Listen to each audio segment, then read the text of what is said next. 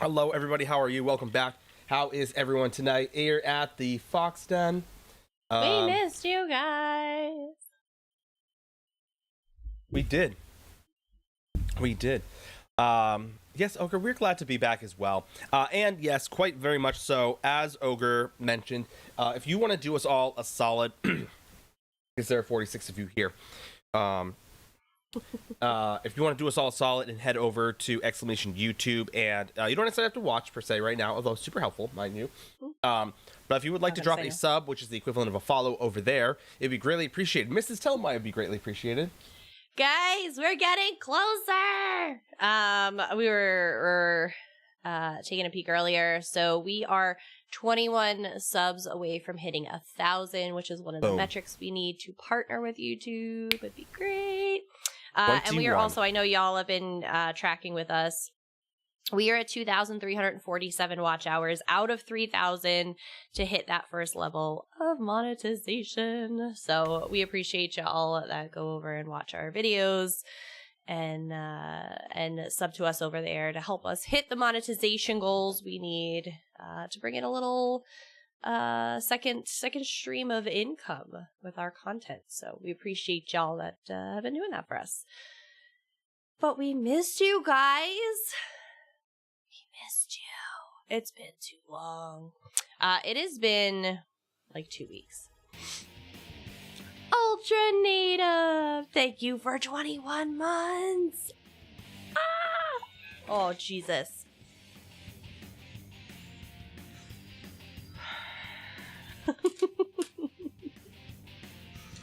Thank you, Ultra Native, for 21 months. Woody, oh yeah, okay, thanks, Yiki.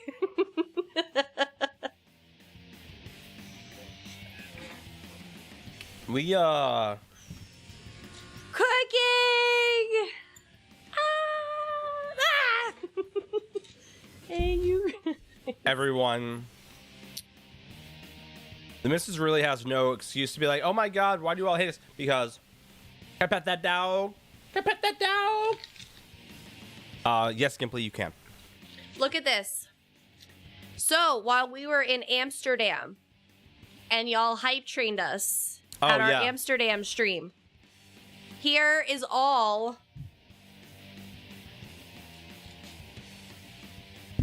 of the havoc y'all caused at home. Now, did we do that? Yeah, y'all did. Also, if you hanging up like streamers. I know, right? Ah, I see what you did there. That means two things. Because we're streamers. For those of you, I see what you did there. For those of you who might have, Ultra, thank you Ultra. for the subs. We appreciate you. Yeah, I know. Yeah, collector. Yeah, it's mostly good. It's.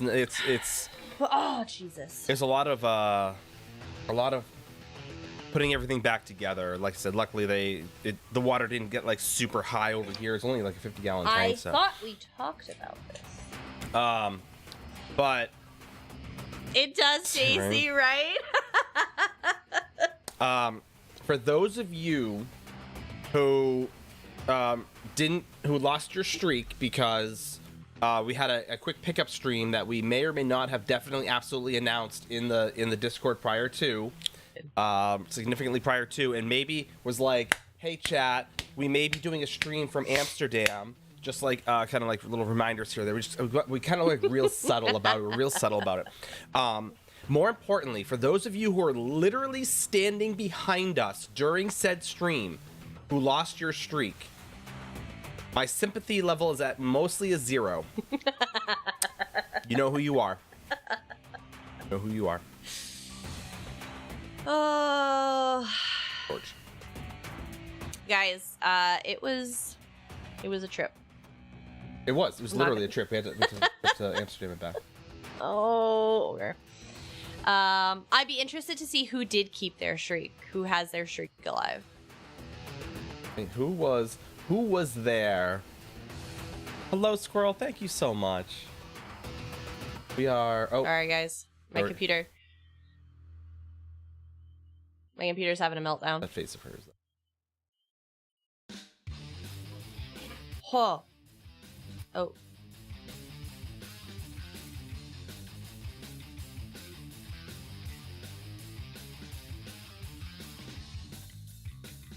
Is she, Oh no, chat! Oh no! No. Works. Problem is, like, she'll look at it and then she'll yell at me for it. Why did you leave that up? I'm like...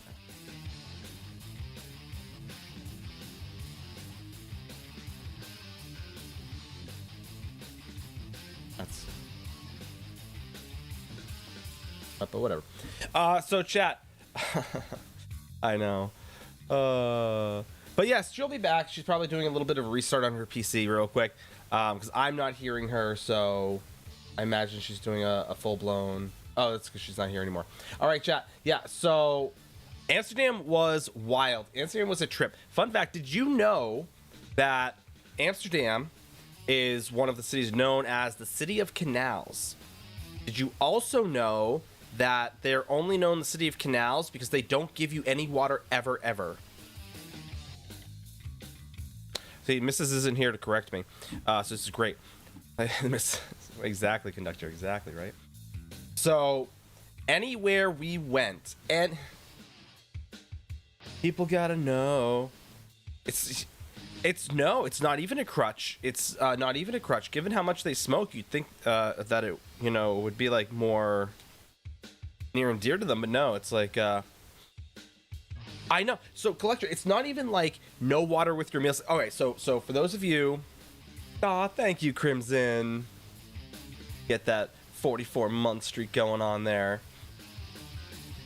Yeah, exactly, conductor. They built, you're like, hey, water, you can go this way, and that's it. You can go this way. So, Ogre, it's not, if you just drop him off there, he'll probably just get mugged, honestly. Probably just get mugged. Or pickpocketed. Like, there's really, like, it's not like you just, like, walk in and they're just there, like, hey, honey, you want to come in? Like, oh. Wine is the standard? You'd think that. That's also not true, I wish. But, I get that order. But we went to the red light district. And for funsies, when I say we went, we just kind of walked around it. Just to say we went. Right? But,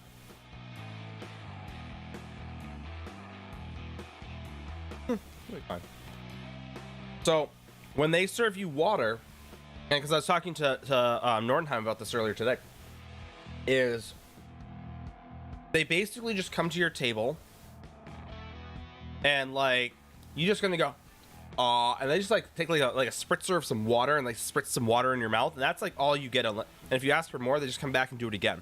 Right? It's basically the amount of water they give you. It feels like here in America, standard with your meal is a glass, like a 20-ounce glass with ice. They also don't believe in ice over there. I don't know about refrigeration's not a thing, but you get like a standard, like large, but cup of glass or cup of water with ice, and they are always. It's like, oh my god, you took a sip here. Let me like pour that for you. And, oh, the condensation's coming off the side. No, you're just over pouring it. But the other side of it is.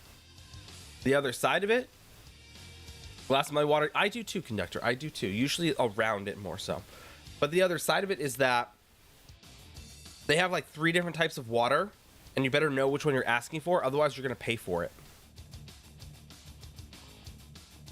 But it's like, oh, cool. Oh.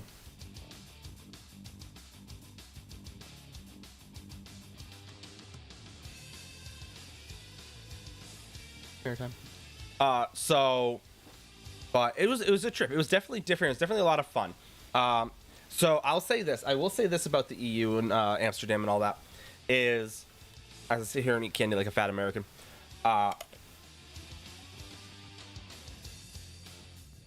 are a number of things that are very, very different. Like the location.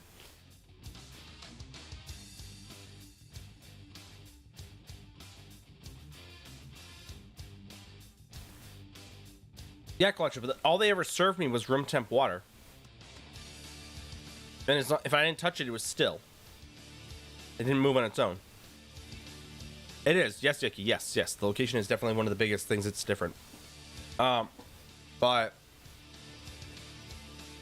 I'll say this, like, we did a fair amount of walking, and at no point, like, they don't serve like big, Texas-sized meals over there. Like, you get like a tiny meal, or like they did a lot of meal sharing. Which is I'm familiar with that concept. But at no point did I ever leave a meal being like, oh my god, I'm starving still. Like, even given the amount of walking that we did, I wasn't like hungry like an hour or two later. I wasn't like, oh my god, I didn't get enough. I should have ordered more. One, my wallet couldn't afford it, but two, more importantly, it's something, possibly the fresh food or things like that. Maybe just didn't notice it as much, but whatever it was, is I had no problem having like a smaller meal and being like good for like 4 hours, right? Which I thought was super fun and interesting.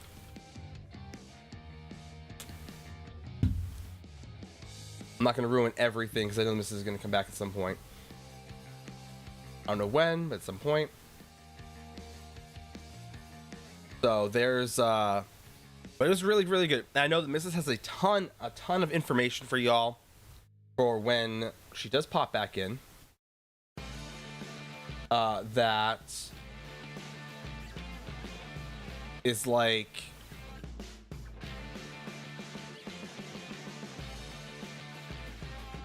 locally in the Amana colonies. German settled there, yeah.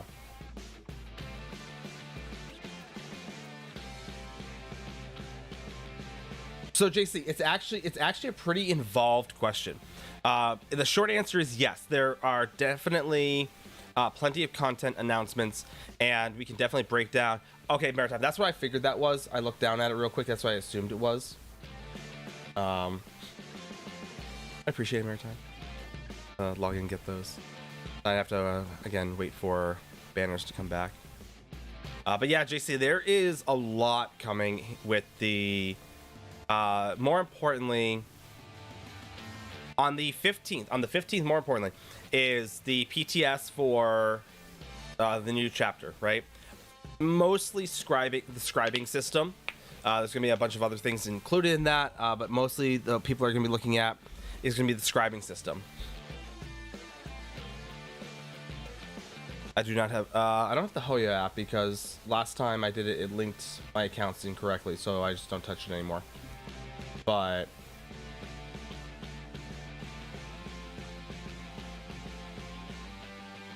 there's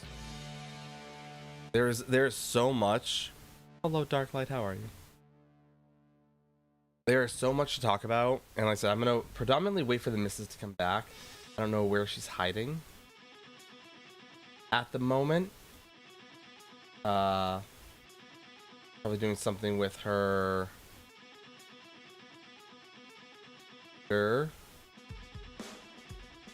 That was what was giving her issues before.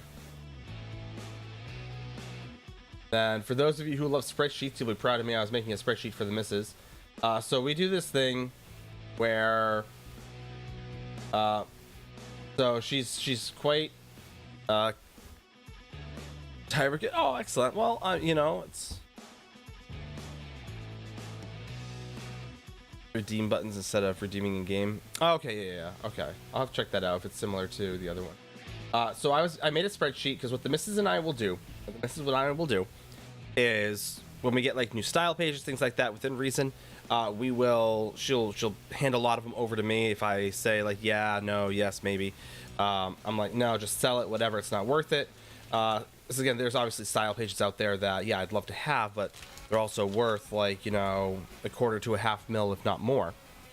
So she'll usually give me the style pages. Oh, hello, Nordenheim. How are you? Speaking of which, we were just talking about how in the EU, oh, look who's back. Oh, hey, missus, what's up? Hey, missus. Hi. Welcome back. Nordenheim is here. I was telling Nordheim earlier today that the EU basically over in Amsterdam, they basically, when you sit down for a meal, they come over with like a little spritz bottle, spray some water in your mouth, and walk away and call it a day. Mm-hmm. And then you don't get any more unless you like beg for it. Listen. Ah! Jesus. Aw, Biggs, thank you so much. Oh. We did, Bran. We did. Such a good trip that I have more things to mail out tomorrow. Oh, Lucid. Speaking of which, we also got to hang out with Nordheim. You, Lucid, and Bakes. 2 freaking years. I know, right, Nordheim? So here's the thing. For those who are wondering, yes. Yes, we were in the front row. I staked those seats out 2 hours in advance. Yup. For those who are wondering, yes, Nordenheim is as gentle as they look, and you do have to bring your own saddle, but at least you don't have to walk anywhere. For those who are wondering. But yeah, no, all of y'all know I live my life dehydrated permanently, but this was a new level of dehydration that I couldn't handle. That was interesting. I don't know. I know you guys are probably talking for a while. The other thing that caught me off guard about Amsterdam is the fact that, which don't get me wrong, I admire some good planners.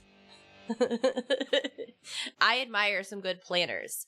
But the fact that you have to have reservations for like every meal, and if you don't have reservations, you just don't eat, was a little bizarre. I was not expecting that. Hundreds of learnables. That's awesome, JC. That's super awesome. You have all the stuff and things. But yeah, I found it super, super, like, they don't do spontaneity. They're like, you know what? I'm just really not in the mood to cook tonight. Like, let's go out and eat dinner. It's not a thing. Like, we were searching for restaurants because we're like, oh, well, where do you want to go tonight? And it was like impossible to get reservations anywhere. Well, it was wild. Hold up. Let's talk about how the city of Amsterdam only operates between like 10 in the morning to 10 at night. Yeah, I thought Rhode Island was bad. They shut down. They are done. Yeah. Except for the casinos. Those are open till 3. That's it? Yeah. Oh. Interesting. Yeah, but like I said, I guess what kind of wasn't like adding up for me was the fact that every college student is just like, oh, I'm gonna go to Amsterdam because I'm gonna go party in Amsterdam. It didn't strike me as a party place at all.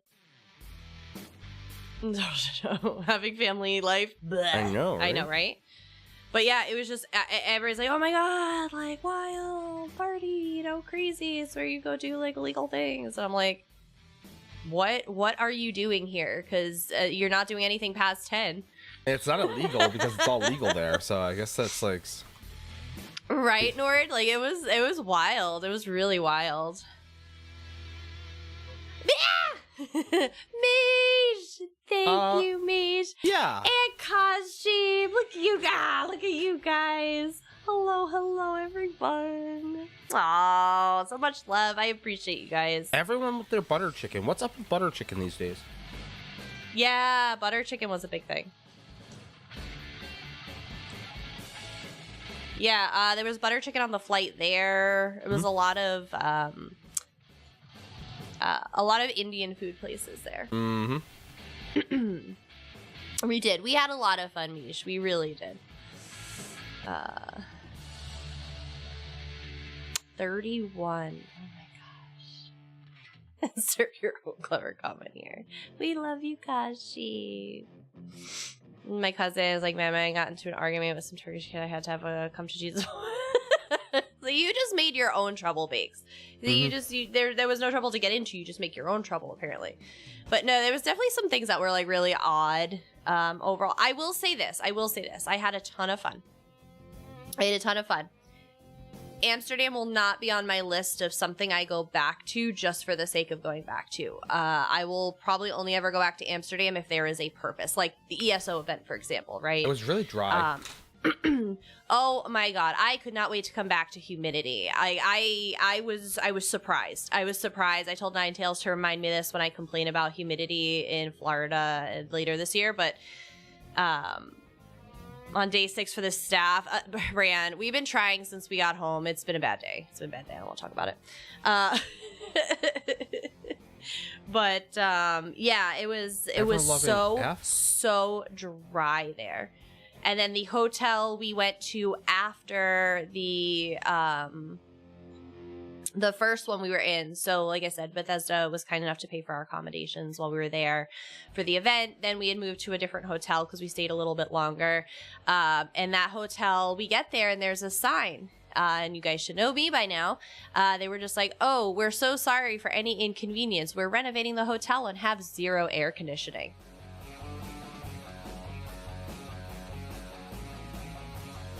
I wanted to die.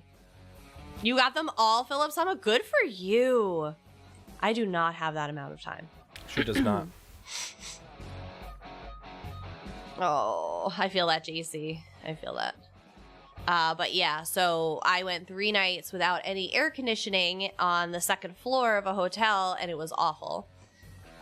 You're at 3 of 5. I have 1. I have the fishing one. I have 0. I have the true flame. Well, I spent all day doing inventory management. He didn't actually do anything today. I didn't. But I spent like 2 hours last night fishing. I got 0. Do you guys want to see all the goods? Do you guys want to see the goods?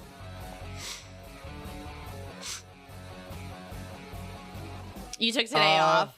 Good for you. So I like CP49 on PC. Yay, PC. Nice, Brown Bear. I like the True Flame sword, and I like the Ilforce staff.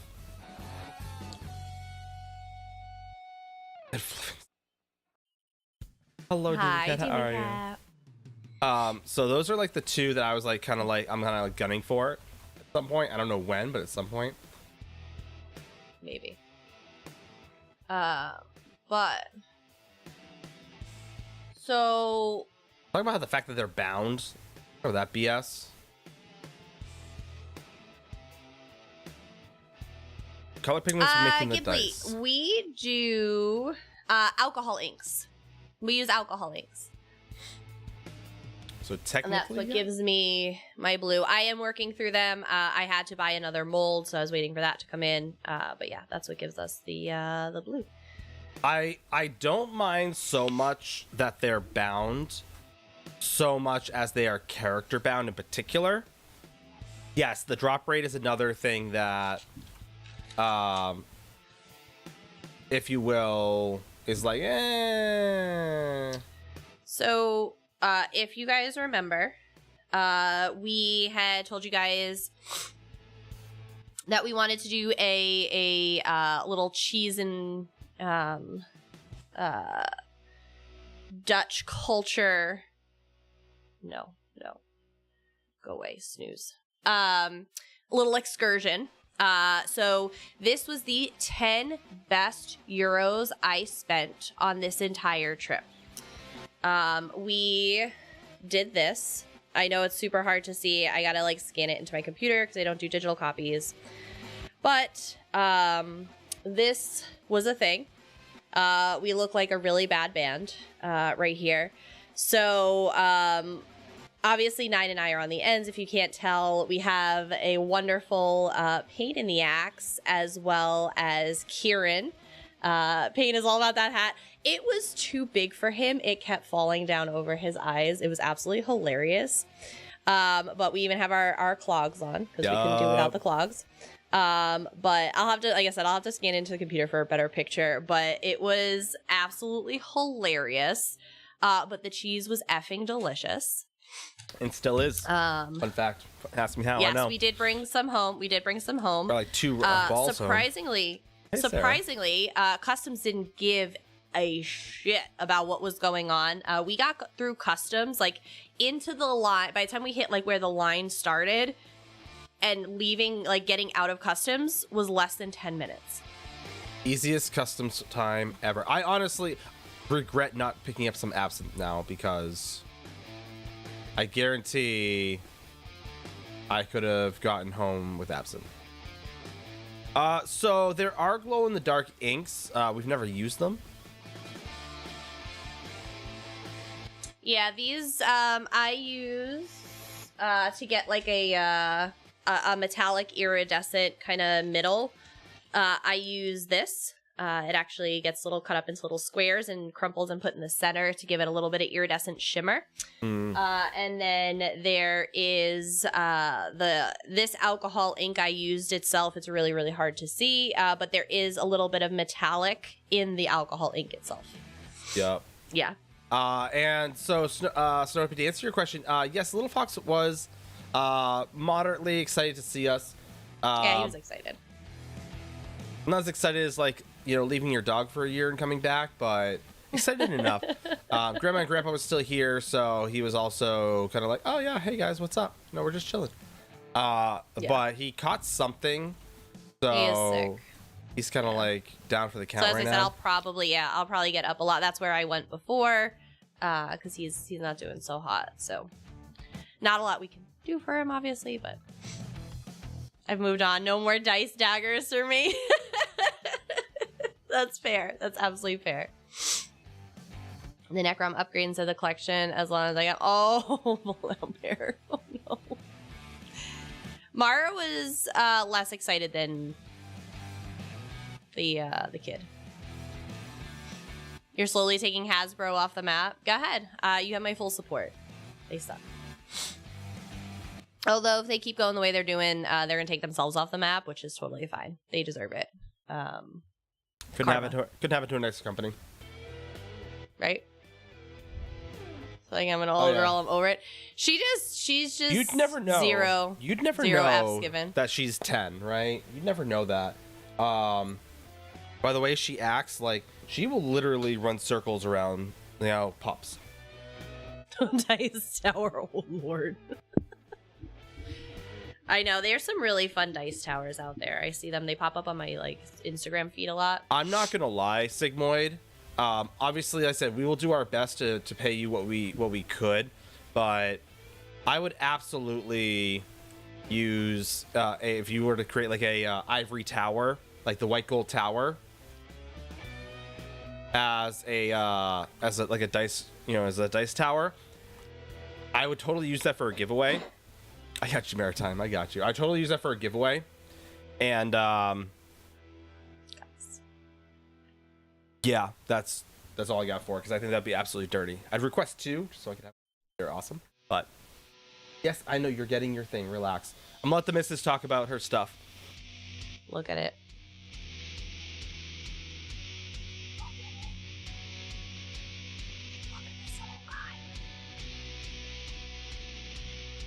We got these little guys from the event with matching in-game pets, which will come up with update 42.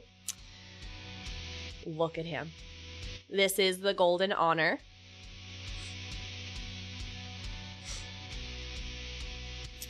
I am not saying that these will be giveaways at some point, but they will absolutely 100% be giveaways at some point. So for those of you that could not get this little guy. They can't see him. They can't see him right now.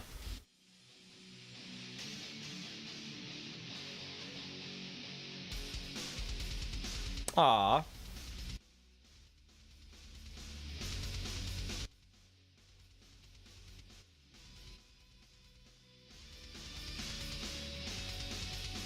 Meow.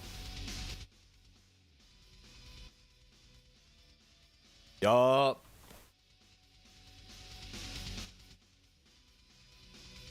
Oh, hey. Did not go. Oh. I was gonna say, did that not go off? Oh.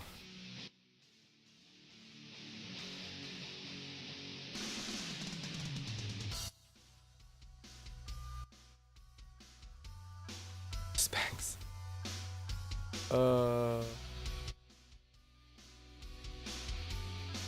So, so Mish, when we were in the district, one of the things you notice, a lot of the entertainers, if you will, wore black lingerie. Only like one of them wore blue, but a lot of them were wearing black.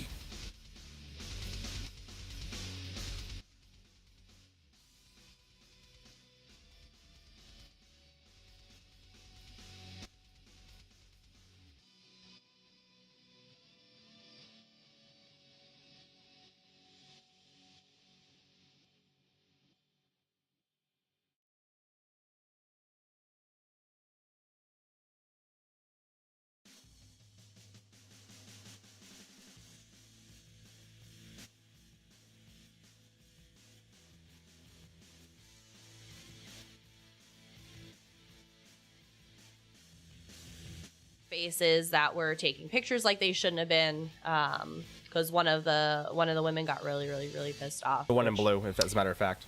Actually, yeah, it was the one. There was one girl in blue, but they actually have like stickers on the window that say like if you take pictures of them, it's like a €240 fine or something. No. We're not saying we wanted special More colors. observation. Yeah. It's more like we just happened to notice that a lot of you are wearing blue or black. Black. But yeah, no, so we walked the red light district. We just wanted to see. Some guy told Nine he would help him find something to his liking. Nine kindly declined. Probably drugs. Who are we talking to? Probably drugs. I think it was Rad. We were talking to some guy who was just like, hey, you want some some cocaine or ecstasy? Like, I'm good. Oh yeah, it was cocaine and ecstasy. Just like, I'm good. Hello, Sean. How are you? Speaking of Is it really JC? What? JC was saying that the stream delays are weird. That doesn't surprise me.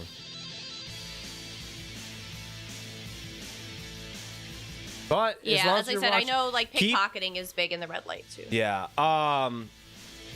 Yeah, so JC, if you just keep watching YouTube and let me know if it keeps happening. Also, anyone else is more than welcome to go to watch us on YouTube. You can also like it while you're there. And if you don't already sub, which is a follow, just also do that. We're less than 21 away from 1,000. Yes. We're so close. So. You're just taking there like, it would taint you. As I said, like it's super, like I said, very casual there. I said, I just wanted to see it for the sake of seeing it. But like I said, it was, Amsterdam as a whole was good. I just, again, would not. Part 2, I know, right? I would not go back unless there was a very specific reason. Yeah, you can all go and watch our YouTube and make sure it's working properly for us.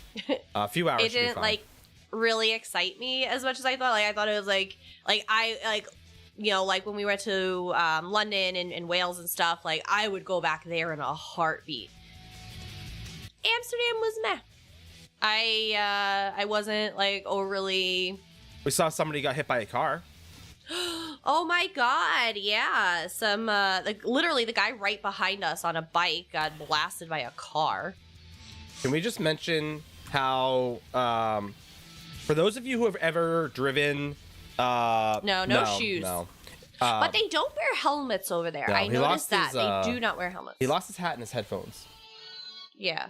The headphones are probably broken because they weren't the Corsair Virtuosos. If they were, then nothing would have happened to them. But just kidding. So I'll say this is that for those of you who have ever driven anywhere in or around Boston, Amsterdam is a million times worse. Amsterdam is a million times worse. So I will also say this: their drivers are fucking psycho. Yeah, they are. Like I thought New Englanders were bad. No. We drive Miss Daisy here. They are doing like 70 on a back street that's this narrow with people and bikes. Like I was concerned for people's safety, which obviously was warranted after that guy got hit by the bike or got hit by the car. But like, I was not a lot of drivers scare me. These drivers were something else. No, we did not ask Finn about the rectangle. To be fair, we can ask him on any random Thursday, but also we'll have to, I have the video somewhere. There were two Riches. There were two Riches at one point. Yes, 9 cosplayed as Rich during the cosplay contest, for those of you that didn't hear about that. Magical. Actually, 9, if you go into my Google Photos, you should be able to pull up. I have the video in there of you. It's like I said, it's not a super close-up video. The BC account or the AC account? Hold on.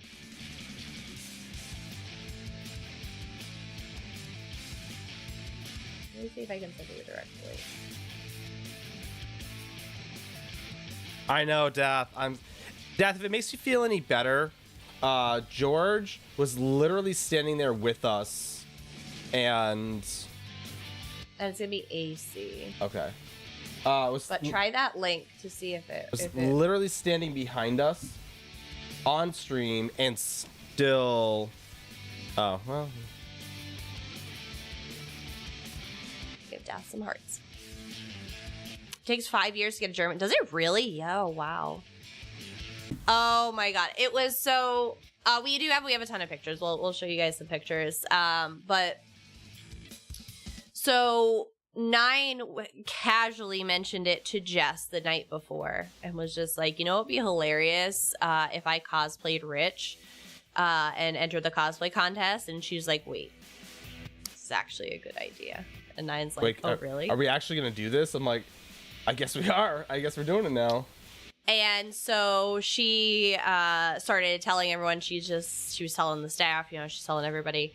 And she had Matt Fire, the studio director, cackling at this idea.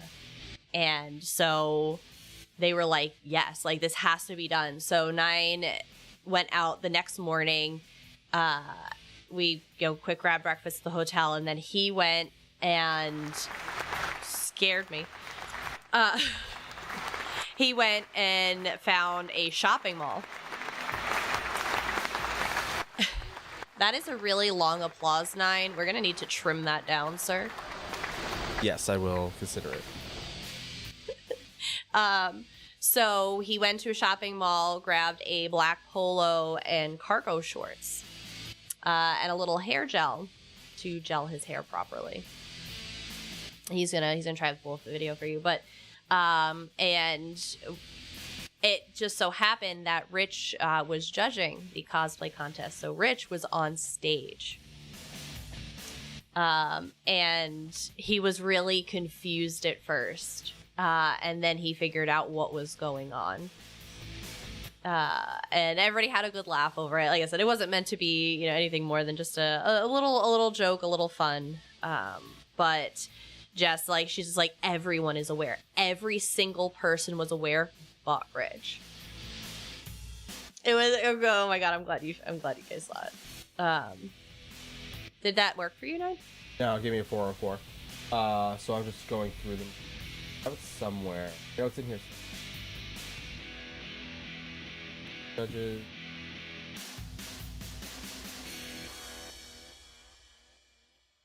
Hold on. Thank you Lanaka very much, Lanaka. For a whole year! Ah! That's in his little toes. Lanaka, how you doing? There it is. All right, I got it. You got it? Yep. It's actually not too bad. All right, chat. Let me see. Let me pull it over here for you. Let me get you. Thank you, Darkly. All right, chat. Let me get you some stuff, chat.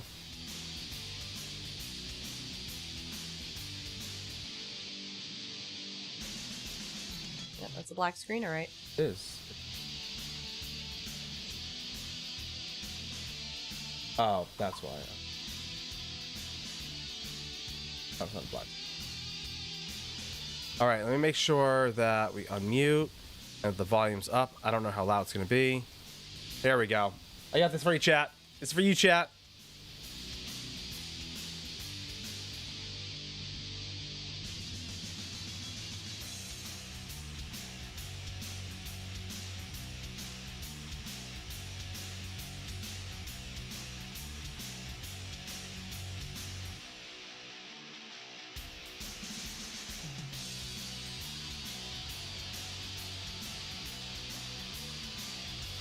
Yeah, they can't hear it over the music.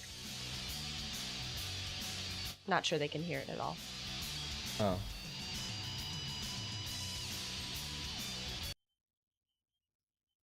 Be able to. Yep. Okay, hold on. I got you.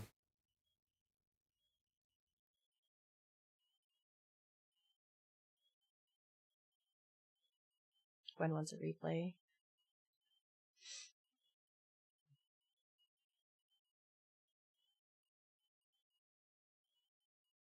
I can do this. Chat, I know what I'm doing. I know what I'm doing, chat.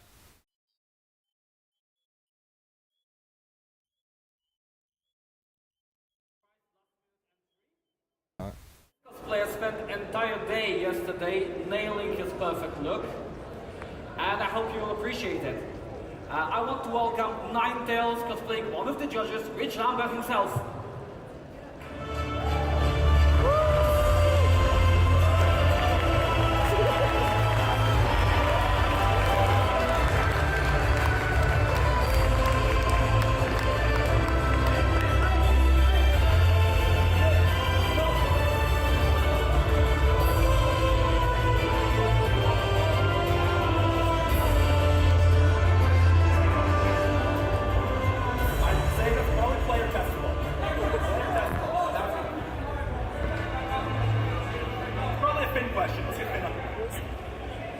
We have two Riches up the stage right now.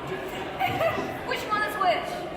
Which one is the real one? I think they probably suicide.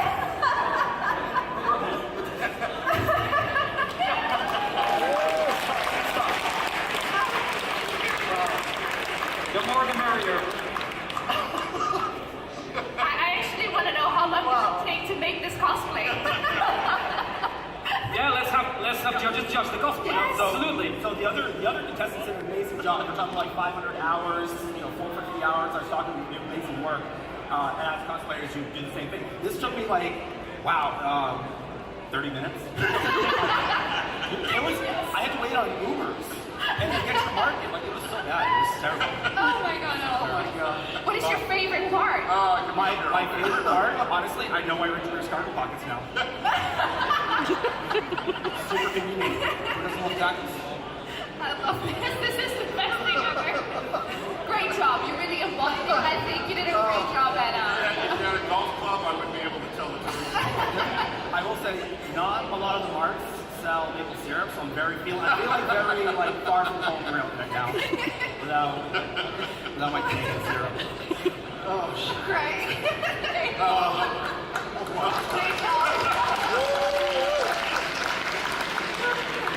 I think that was a perfect way to wrap up a So yeah, that's the thing.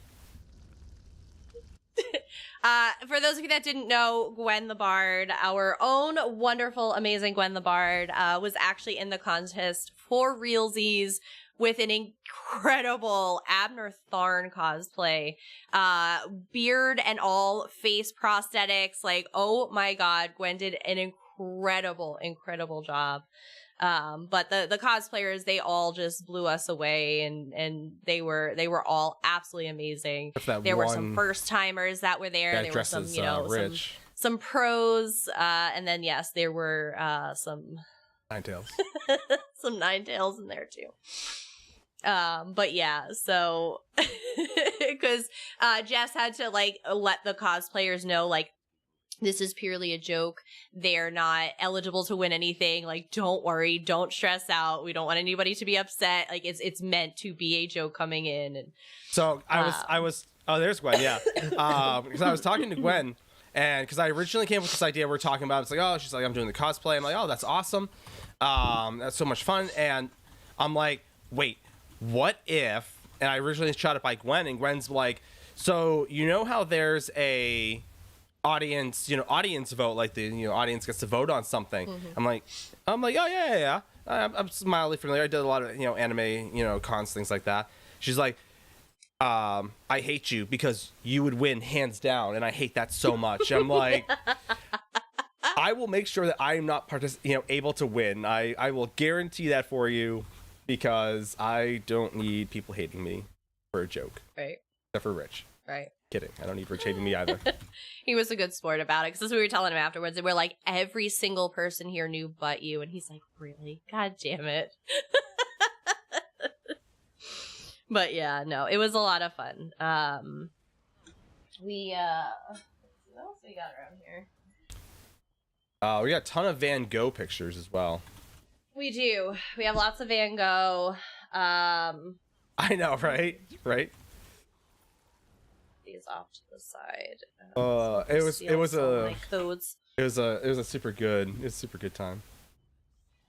But so these are the little like programs that we had here. So Hello, Kimber. Thank you. Kind of the schedule. Hi, Kimber.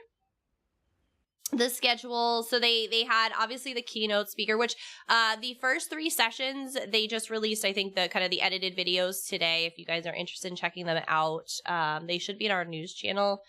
But they had the 10th anniversary keynote, which was studio director Matt Fire. I always pronounce it wrong. Matt Fire, who kind of came up and just talked about, just, it was 10 freaking years, guys. 10 years plus, 10 years plus for the developers, because they've been working on it long before the game, came out. So I think until that moment, literally everyone's been pronouncing it wrong. I know. Until that one moment where Jess is like, Matt Fire. It's like, wait, what? I've been pronouncing it for you mean that's how you pronounce his name? It's like literally no one. I've been an asshole and pronouncing it wrong this whole time. So there's that.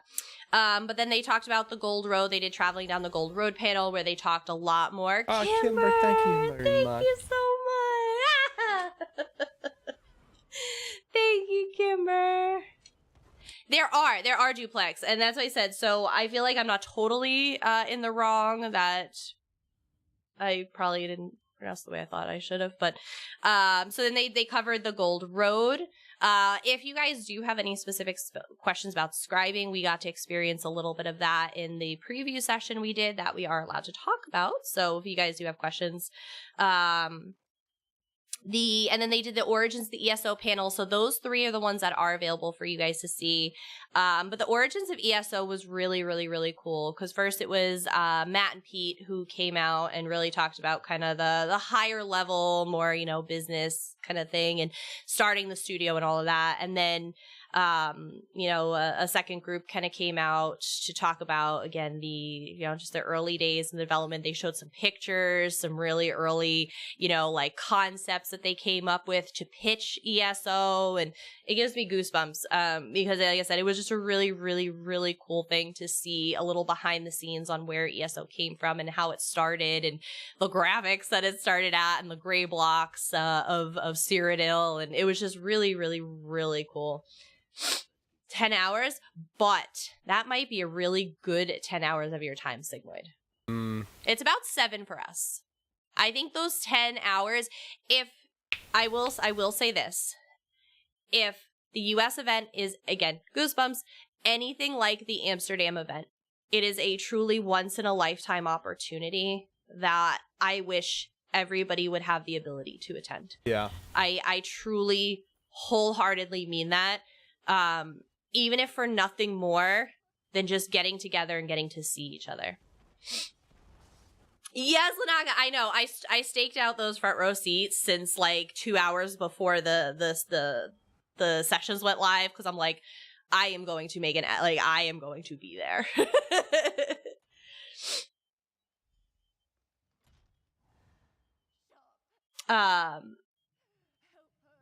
behind the curtain look. Was it? Yeah, it really was. It really, really, really was to see again those early, you know, rough, not perfect, total hot mess, kind of like, hey, you know, here's where we started. It was so cool. Supposedly the potions are really tasty.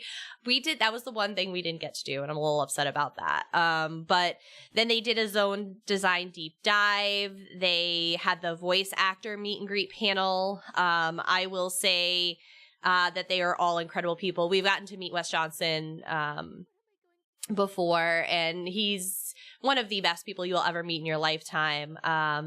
And the voice actress, Alex for Athelia, actually saw our shirts and our pins, and she was like, oh my God, I love them.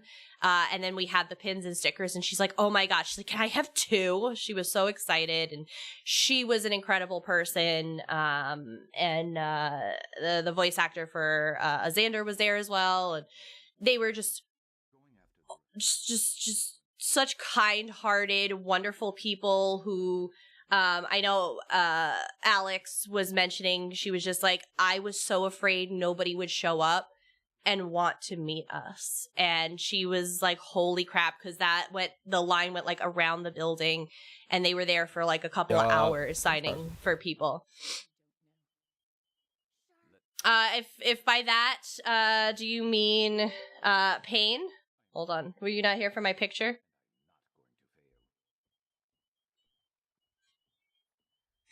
No? I do not know who you're... I don't know who you were talking about then. Unless he means Sean. Oh, the lead QA. Was he there? Because I know they took a lot of people, but obviously with it being in Amsterdam, they couldn't take as many as they wanted. Yeah. Saw Craig and I'm like, yeah, no, that guy. Yeah, I don't know if he was there or not.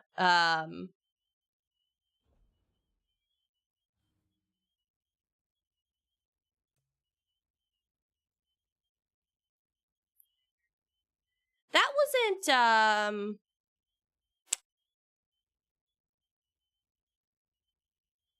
I don't... Oh, there were so many people there. Hi, Heinz. 18 Tails. I don't know. If I saw a picture, I would probably remember if I saw them. I am terrible with names. I am awful with names. We're doing good, Heinz. We're just talking about our little Amsterdam trip and all the things and stuff.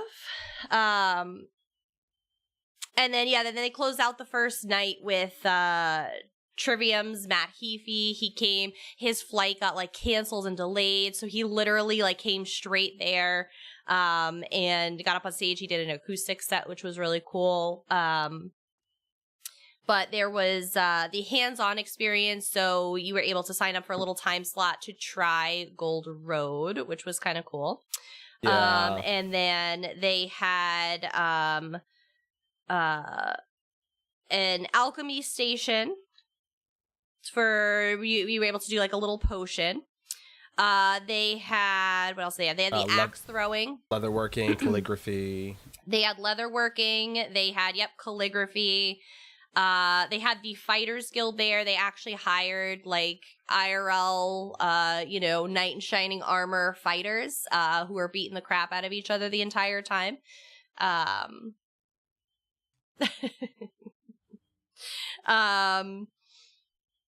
They had a couple photo ops which were really fun. They had like the Athelia wings, which were stunning. They had brushes and brews, which we didn't get a chance to do because we had something kind of overlap it. Excuse me. I think it was the leatherworking. The leatherworking had overlapped it. But they were doing, basically like a paint and vino sort of thing. They had a bunch of food stands, which were really cool. So they did the White Run Cluck and Comfort, which was basically roasted chicken legs with potatoes and veggies. They did the High Isle Baked Goods stand, which had the sweet rolls and honey lavender bread, which were both delicious. Mm-hmm. They had the Somerset raclette. which was basically, I don't know, I have a video of it. It's, you know, where they cut basically the cheese wheel in half and they basically heat it up and then scrape the cheese onto like potatoes and veggies. Oh, it was so good. It was so freaking good. Very fragrant to say the least. It smelled, honestly, the stand smelled like straight BO. It smelled like a like game store. Like when you go into like those game stores or like PAX East, you go into like the like Magic the Gathering section. I'm curious who has the biggest streak right now. I know. Kimber is at 7. So they had that. What else did they have for food? They had the Telvani dumplings. JC, yours is on the way, I promise. I haven't had a chance to fire up the Xbox to test it out. But it is. Yeah, they did the Telvani dumplings, which was 9 had those. Yep, those were really good. And it also came with like a tomato soup, I believe. Yep, a very hearty soup. The streak should be somewhere at the bottom. It's under the channel rewards. You click into the channel rewards, it'll show you at the bottom. Your watch streak is like mine is 1 because I didn't do it the other day. Siggy cheese is the best. It was so delicious. I know. And then there was the Frostbreak buns, which they were orcish buns. Hot cross buns. There was stuff in them that I couldn't eat, which is why I didn't. Same thing with the Srenja chili stew. Peppers, beans, coconut. It was a vegetarian chili. Although it was really warm. So- It was really warm. Did you do the stew? No, but it Or wasn't. did you do the soup that came with the dumplings? I did the soup that came with the dumplings, but from what I saw, the chili wasn't hot under fire, so it wasn't. No, you don't. So Hippie's got a 14 watch streak. So Hippie might be Depends on the size of the. never been to a game store that has a lingering stench. Really? Depends on the size of the store or how often you go to said game store. Maybe desensitized to it. They had a giant guest book. Honestly, Nine, if you wanted to just go through all the pictures that were there, because you have control, unless you want me to do it. Yeah, I'll pass it off to you because I'm still trying to fish. That's fine. Some of us don't have any style pages.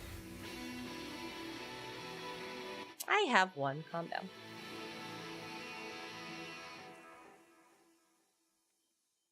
I know the missus has been farming for the Sijic, the geyser one. Here, let me pass it over to you.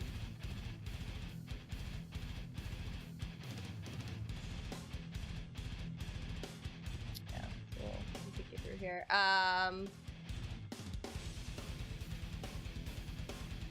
Early morning, it was like 11. For the record, for those of you within reason, you know who I'm yelling at. You know, if you know, you know. So, it was 11 in the morning. Early morning. And I'm just gonna go through them individually, so you guys are gonna end up like seeing like the 37 takes of all of the things that I took multiple photos of, just because it's easier. So we look like crap in half of them, but that's fine. Let me see which way am I scrolling here? Oh, the room. Perfect. So we had gotten there obviously on Thursday, which was the day before. We had a preview event for, it was kind of like the media and the press that got to go. So when we eventually got our room sorted, there was some logistical issues, but when we had gotten our room sorted, we had some little badge packages for honestly, us. So Snoopy, I was just about to say that. Right. This is the first time we've been recognized as content creators, which was cool. So, and we'll show you this. I don't have a video of it yet, but these pins We have the 10-year one, but there was also a faction one. There was one for each faction, and it was an augmented reality pin. So if you got the app and you held it up to this, it did like a little video kind of thing, which was really cool. So we'll try and show you guys that. But guys, they wrapped a bus. They had an ESO bus for us, which was freaking amazing. They did such a good job with it. And it was just absolutely incredible. Do it, JC.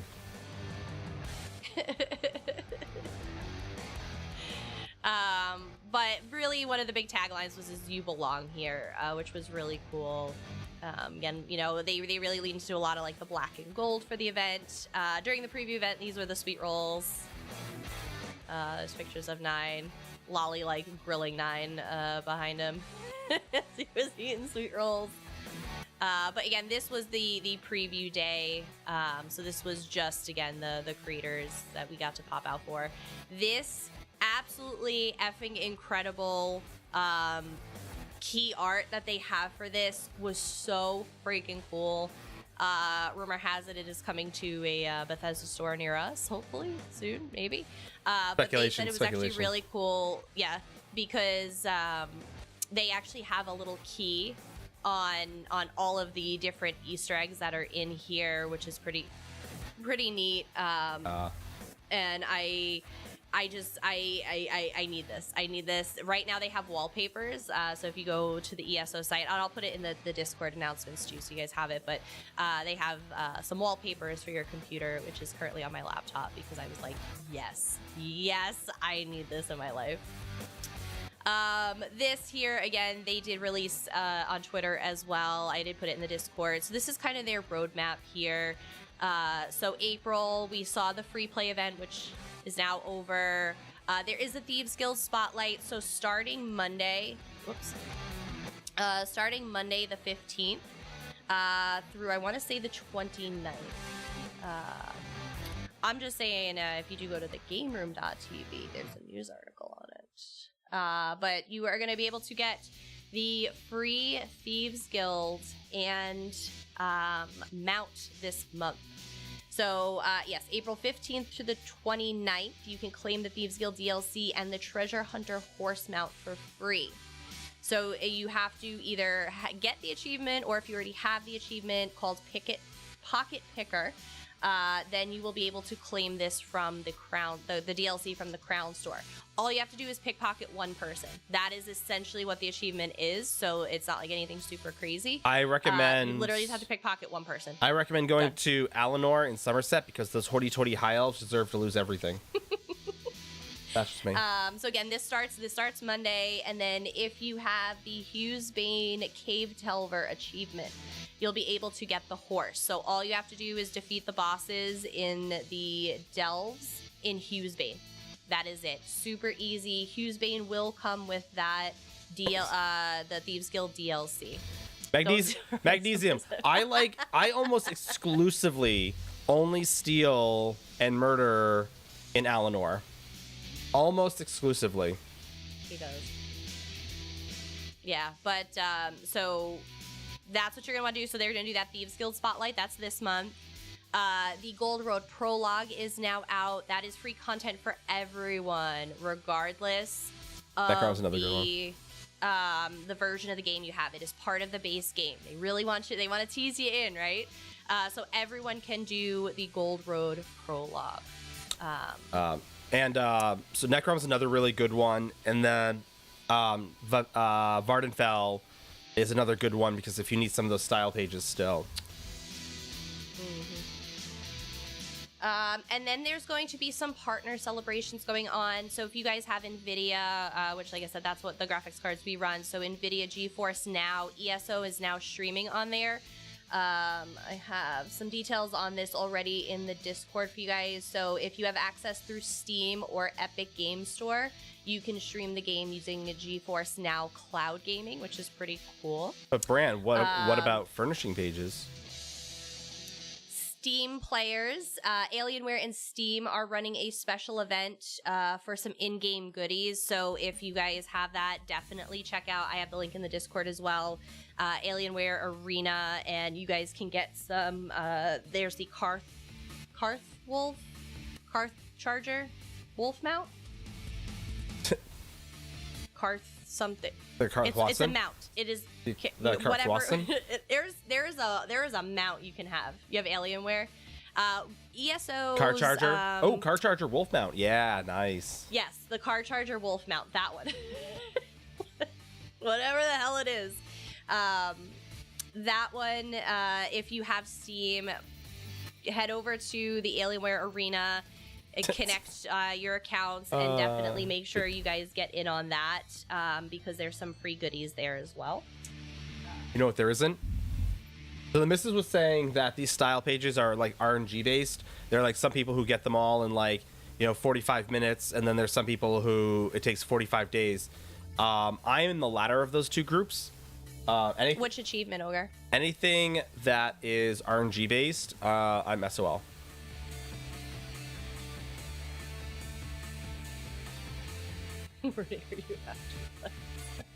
Think about it, chat. Think about it. If we, I know, if we eradicate all of the Altmer, then the Thalmer won't be able to commit their heinous acts in the future.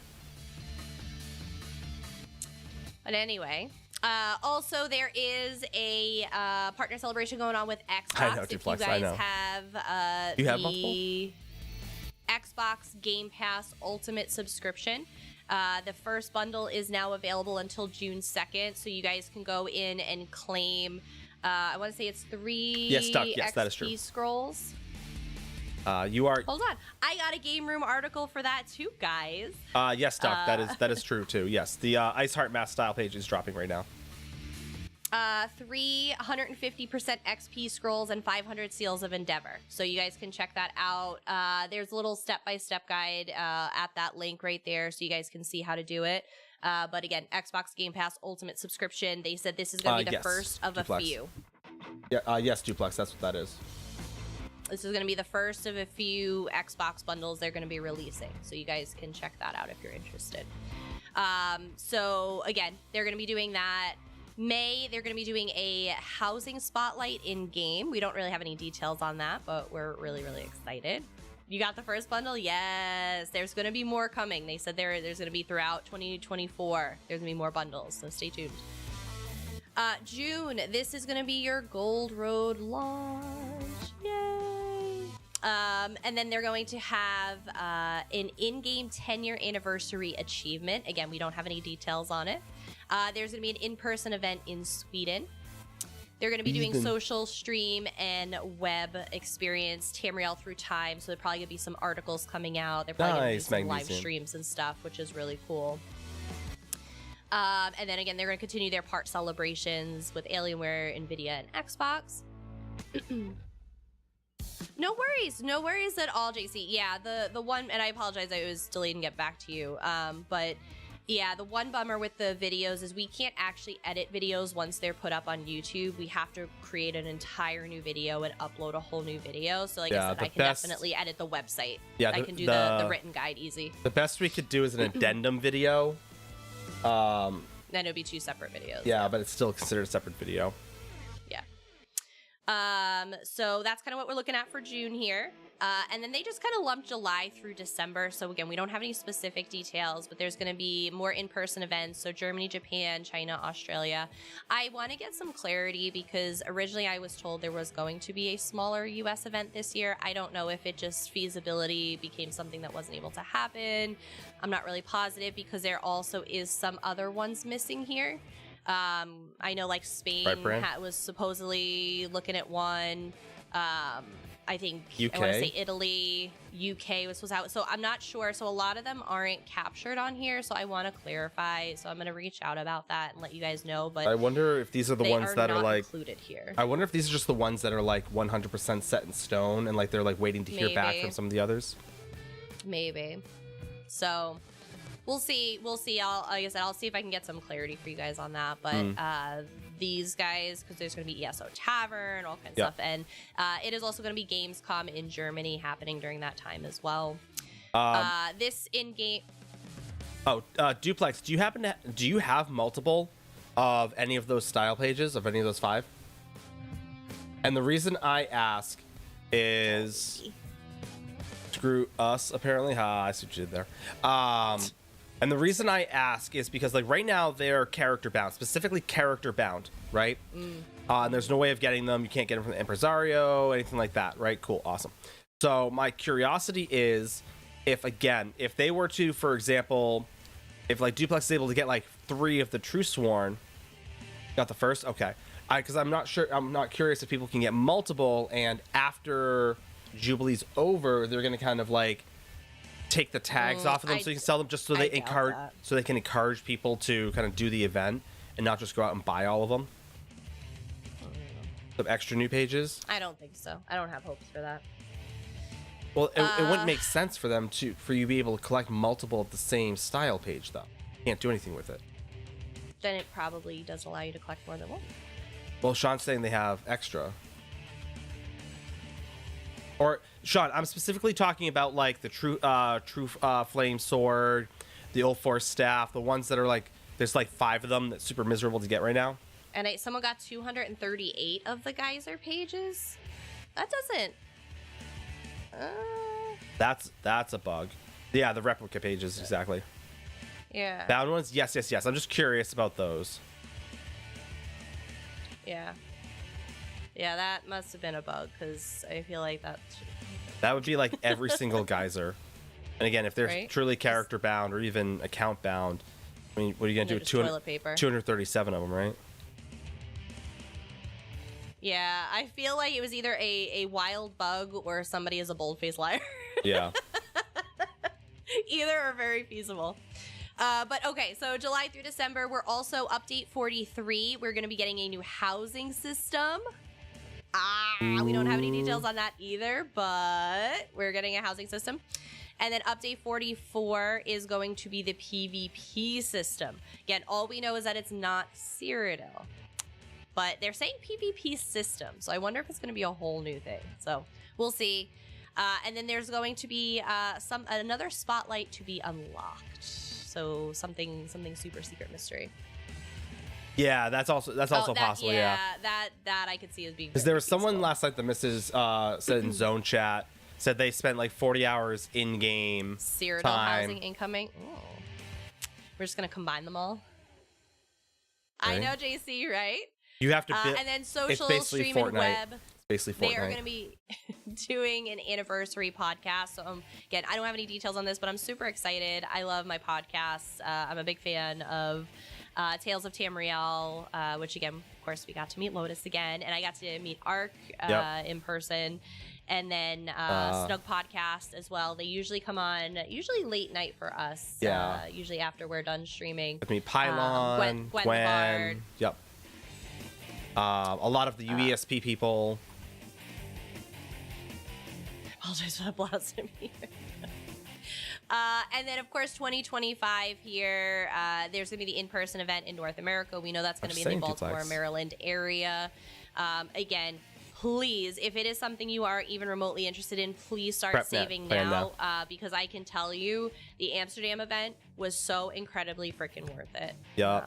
Also, if you live outside the U.S., and you don't already have your passport, make sure you are 110% good to go. Don't like dawdle to the last minute. Be like, oh, it'll only take a week or two, because it won't. So the time you want it to like go quickly, it will not. So get everything, all your ducks in a row. No pun intended, duck. Get all your duck faiths in a row ahead of time. And then in game, so we're going to see updates 45 through 48 here. There's going to be a guild recruitment event. A LAN party. I hate Rose.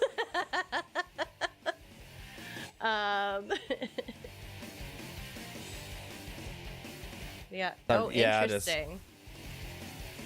Interesting. Yeah. 10 years of ESO. Yeah, it's been a long time.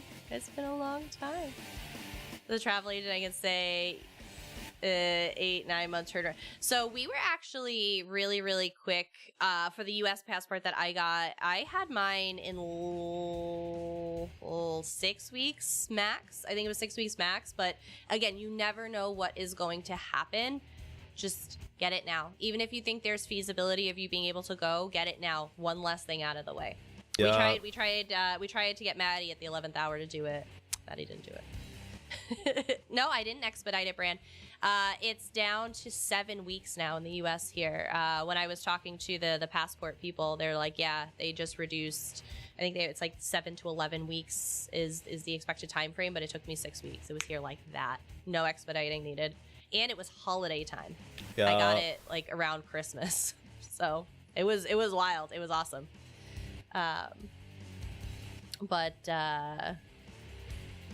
So yeah, again, guild recruitment event. I'm interested in what that is as somebody who runs guilds. I'd love to see, again, more guild support. And then a spotlight to be unlocked with, again, additional partner celebrations and more. So we'll see what other partners they have in 2025 or end of this year into 2025. There may be some more coming. So like I said, a lot of really, really awesome stuff that they have coming out. So they kind of walk through this a little bit here. Here are your dates. Again, these are my note pictures. So PTS is coming April 15th. PC is going to be June 3rd, and live on consoles is going to be June 18th. So really, Brand? Yeah, I got my passport in November of last year. It's also on the U.S. government website. They have the reduced times on there. They said like after whatever date, the promised times are reduced. So tax day. I know, right? I got my taxes done earlier this year than I normally do. I'm so happy and proud of myself. My accountant is happy too. So this was the hotel that that Bethesda had us at, which was really cool. Apparently had a casino in it. But it was just really neat. Super bright and colorful. Yeah, right? It was really cool. It was a Radisson. If you guys are familiar with that chain here. I know we have a lot of them in the U.S. But it was really cool. It was really neat. And our swag to give out. My Snackle box. If you guys don't travel with a Snackle box, are you really traveling? Let's be honest now. If you guys travel hack, you get one of these. This is a $2.98 tackle box from Walmart. Nine already lost his. We each had one, and he lost his. I'm very sad about that already. Including the Cadbury eggs that were in it. I'm very sad. Let's not talk about it. But it is literally just a tackle. It is a $3 tackle box from Walmart. It is literally the best thing ever, especially, like I said, the little compartments. You can organize them. So, like, I had some bigger cookies and whatever. Guys, go get yourself a Snackle box. Just saying. It's my little honor. Honor the Bantam Guar. This was the giant-ass model they had. Microplastics in my food. Hey, I at least washed it out. $18 in Canadian. I'm just saying. So like I said, this was really, really neat. They did a 3D model of some of kind of the key places in ESO. And it was just absolutely beautifully done.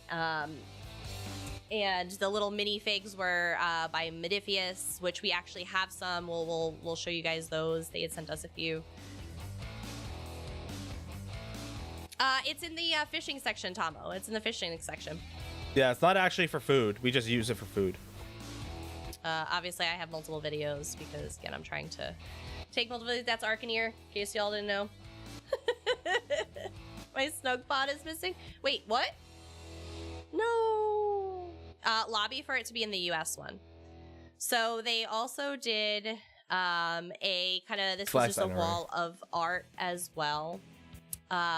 Next time, JC, the Maryland one, I have a feeling this model will be there. But for the Maryland one, we'll just make a whole bunch of like EP flags and just slowly start inserting them, see if anyone notices. Just slowly put them around. Right. Oh wow, that's really nice. Just put like an EP flag, like one of the little like toothpicks with the sticker flags on it. Just like slowly place them. So they did an ESO through the years exhibit. So this was basically the key art for all of the different chapters and DLCs that have come out over the year since 2014 when the game dropped. So sandwich toothpicks with EP flags, sign me up. Yes. Is that what that was? I was wondering what that was. So like I said, it was just really, really awesome. It was just all the art. And again, you guys have probably seen this art 100 times, especially, like I said, the later ones on the load screens and things like that. I'll make us like fun at it. Can we just imagine like us like placing all of these extra things on their model? Oh my god. So these are not disc plates. These are just, they were like canvas. Foam core. Yeah, they weren't anything crazy. But Sean, I'm gonna send those back to you. Those are, I'm getting plenty of those. I greatly appreciate it. I'm specifically looking for the 5 unique pages. But those are bound. Those are so those are character bounds. So yeah, there's no way for you to send me those yet. As of, I know, right, Doc? Yeah, Doug. They just did an incredible job with this event. So I greatly appreciate it. Thank you. Kill it for the US. They had an Elder Scroll, which was amazing. It was super, super cool. We were plotting. The streamers were plotting on the last day on how we were going to steal it. We're gonna do a scroll run. Yeah, we were going to do a scroll run. Probably wouldn't have been allowed back ever, but it was probably going to be worth it. No dates yet. They have only released the fact that it is summer. I know for a fact that they are still in the works of booking the venue, so they definitely don't have anything confirmed. I'm not gonna lie. If that Elder Scroll were actually legit in the store, I would get it. So this was really cool to see.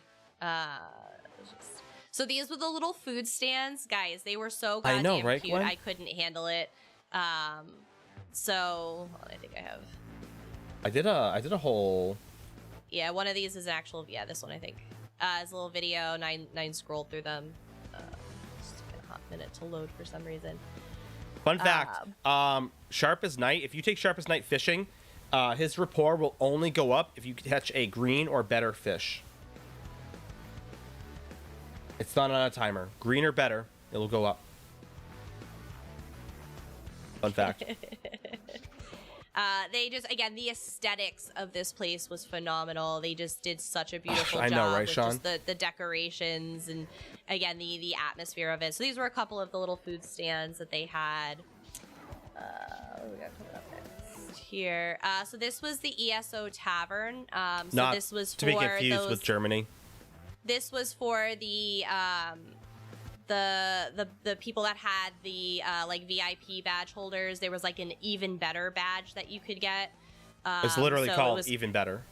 Yeah, it was called Even Better. Again, I don't know what they're gonna do for next year, but they had this whole tavern there with the bar, and it was just, they had the couches and the tables and the chairs just for people to just hang out, chill out, and enjoy. There's 9, and just chill. So it was a really cool perk for, again, those that got the plus up ticket. So I'm sure they'll probably have something similar. There is a George. In the US event.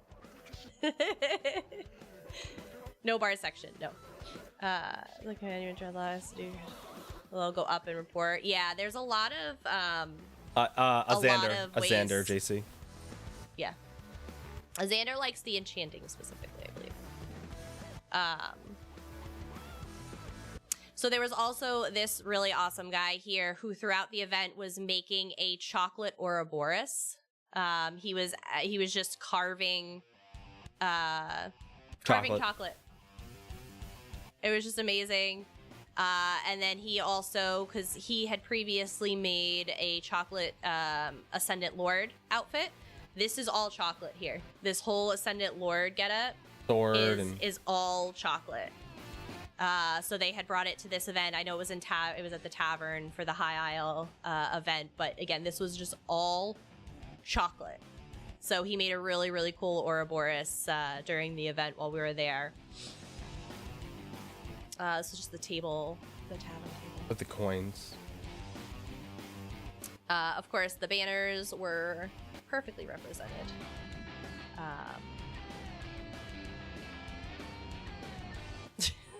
You're like trying to take pictures and people are like, whoops, sorry.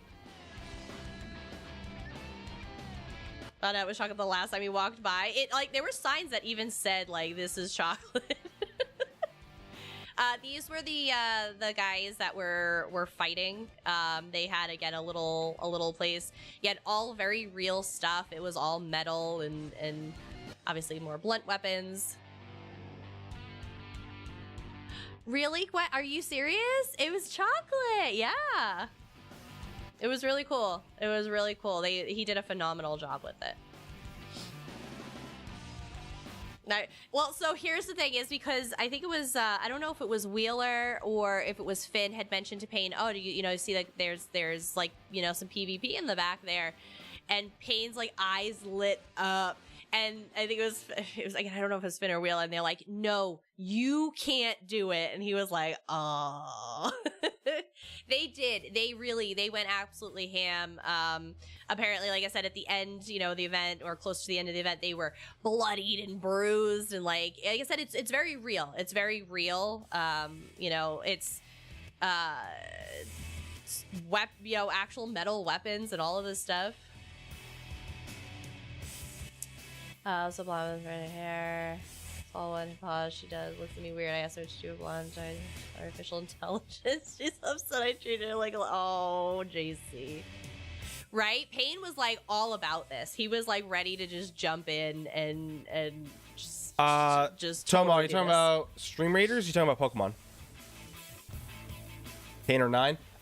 No offense to Payne. More than likely Nine's myself. Done this stuff before. Yeah. That's probably Nine's actually done this before, and it is very, very different thing when you're wearing like actual like heavy metal armor and stuff.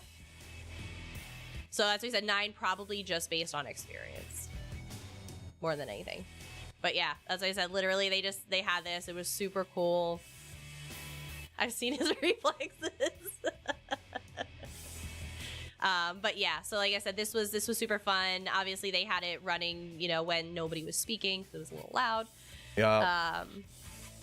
If you guys are not familiar, this is... I always pronounce his name wrong.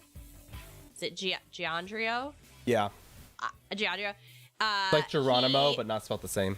Makes all of this amazing, amazing stuff. These are all like full-scale models, and it was really, really neat that he brought his works that I've been watching made on Twitter. Yes, the Dwarven dude, yes. But that's what he said, like all of this just absolutely incredible stuff. Again, he makes all of this by hand, and it's just absolutely incredible in person. It was just so beautiful to see. At this point, he was wearing his armor, so it wasn't on display when I had taken this video, but it was just, it was amazing. It was so cool to see it in person. Oh, there's Lotus. But again, they did a big 10-year stage. So this is, again, where all of the kind of the key moments were going on. This was the baked goods, so you can see all the sweet rolls and the bread they had. Baked goods, 'cause it's Amsterdam. Like his wife. She was there. I believe she was there, if I'm not mistaken. Our wonderful Gina. Who doesn't love Gina? She's amazing. Matt Fire. So again, these are some of the panels here. Just again, phenomenal people to talk to. Like these people were all absolutely absolutely incredible. Let me see. This was Kira. She was the project lead for scribing. So like I said, kind of subject matter expert on scribing. Most of you guys know Finn, who's the lead encounter designer. So anything you're like fighting in this game, it is all his fault. CJ Greb is the art director. So again, just bringing all of the artistic elements to life here. He leads that. And Ed Stark is the zone lead. He is basically, him and his team were in charge of the zone. This new zone that we're going to be going into, the Westfield. Yeah, this Westfield area. So like I said, phenomenal people. Honestly, JC, what I think would be even funnier is if you get like 4 or 5 people dressed up as Stuga and you just like position them at different points at the event. So no matter where you go, there's a Stuga there. Do you know how long I've been looking for you? They're like, and they walk away and they go to another part and you're already there. Do you know how long I've been looking for you? And no one will know. They leave me alone. That is money right there. Thanks for the lurk, Chamo. Oh, Gwen. Gwen's got a pat. Gotta say Gwen's on it. Let's do it, Gwen. I would participate in that. I would Yep. participate in that. Gwen, as long get as I us, don't have to like- make it. If I you gotta if you scrap have a pile here. pattern for that, you let me know. I'm just gonna mail Gwen all of these scraps of fabric I have on here and the pattern. I'm just gonna mail this to Gwen. Just pay them to finish this costume for me. You have a restraining order on Stuga. Well, they did calm her down a little bit. They did. I'll send it to you drafting tomorrow. Oh, Duck's got the 3D printing ready to go. Yes, That's awesome. let's do it. Comedy gold. That would be amazing. I would risk being kicked out and punch them just because I can't punch them in real life. And then there was the developer panel. So again, this was kind of talking about the origins of ESO, like we talked about before. So you had Pete Hines and Matt Fire, and then they talked a little bit. Oh, I didn't get a second half. But then they had Rich, Joseph, Yvette, Wheeler kind of come out as a second panel to the same thing, and again talk a little bit more in depth about those early days. That's quite lovely. Yeah, no, right. This whole 2-day event was the memorial service for the death of the game. So, and here's the thing, Cooking. Here's the thing, right? I'm not sure if you were here when we showed the video of kind of like when I did the Rich cosplay. I like having fun. I like little fun little jabs and things like that. I'm not here to be the center of attention. I'm not here Slaughter people, to drag them through the mud. Yeah. I'm just here to have a good time, make everyone laugh and enjoy themselves. And so, Heart Ray, thank you for the follow. Welcome in. And that that's organizing with a bunch of people who are just we're going to be there anyway, doing our own thing. But as long as we're already there doing our thing, why not have some fun with it? Like I said, people are going to get a kick out of it. And I'll put it in the Discord deck. I'll put it now that I'm home and my videos will actually upload. I'll put it in the Discord. I said you're just having fun, and like I said, everyone's gonna be like, "Oh my god, no!" Because everyone's gonna be like, "I can't escape it," and it's just gonna be a laugh, right? You only have to do it one day. You don't have to do it every day. Yeah. So during the Origins of ESO panel, they talked about this rule of 5, and kind of how they benchmark a game, if you will, and how they're building this game. So they talked about being able to capture people's attention for 5 minutes, 5 hours, 5 days, 5 months, 5 years, and kind of how you get there. And again, it gives me goosebumps because, 5 minutes, hey, this looks fantastic. It does. ESO looks fantastic. 5 hours, oh, this is fun. 5 days, there's a lot to do. We know ESOs, there's a lot to do. 5 months, the end game is deep and interesting. There's so many different end games you could be part of. It's got something for everybody. But the 5 years is what hit me hard, right? My best friends are in this game. We could never walk away from this game because of you guys. All of it, Ogre. It's called the internet. That is the truth right there. And we have told you guys 100 times on why we stick around and why it's the community. And that right there, that rule of 5, why people stick around for 5 years is because my best friends are here. That is so goddamn true in this game. It's not sad, Red. It's not sad. I promise. It's all very good things. Very good things. But like I said, it's you guys, have again become family. You guys have become family, and it's just I couldn't leave the game because I can't leave you guys. So it was just fantastic. I mean, we do get to see our friends all the time. Like I said, we meet a lot of the community members. We are going to somebody's wedding. Yep. So you're stuck with all of us. So here's the thing, right? Hey George, what's up? Right down the block. We got Lotus. So we see people multiple times a year. So I learned something. So one of the classes I took when I was in college, it was just a gen ed class that I had to take, but it filled a lot of the checked a lot of the boxes they want to see. Was for what's known as It's more so for like social design and like city design, things like that. But what she talks about, what the professor talked about, was something called weak bonds and strong bonds, right? Your strong bonds, you're going to have like 3 to 5 max your entire life. These are going to be like your like go-to best friends, like literally there for you. And they know a lot about you, you know a lot about them, you know, again, it's more of a social structure. Just because you can't high-five them doesn't mean they're not your best friend. It's just, again, that social, intimate connection you have with them. Honestly, I probably see some of y'all more than I see my bestie who lives down the block in person, so... Right, and then... Hey, it's not for everyone, Red. Not for everyone. So, and As then I you said, have... if that's not what you want to do, you don't have to. I said there's still a ton to do. Yep. Like I said, style pages aren't for everyone. Such a hate is mine. And then of course they dove into, they kind of did a little deep dive on the scrying. And again, if you guys have questions on that, we have gotten to dive into that already a little bit, so you guys can definitely feel free. Scribing is going to be... Well, there's the horse, there's the furnishings, the cakes. You also don't have to do celebration. This was the cheese. Here's the cheese, the videos from the cheese. Oh, the So like cheese. I said, they had it under the heaters and they just basically just scrape it down onto the potatoes. Like, oh my God, it was so good. Again, it smelled like awful BO, like the stand, but it was so damn delicious. Nine was doing some calligraphy. We were doing this little session, which was really cool. Oh, hey, Eli. Hi, Eli, 32 months.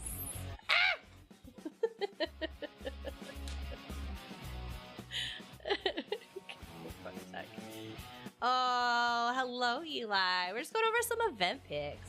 We're just talking about the event. But yes, we did some calligraphy.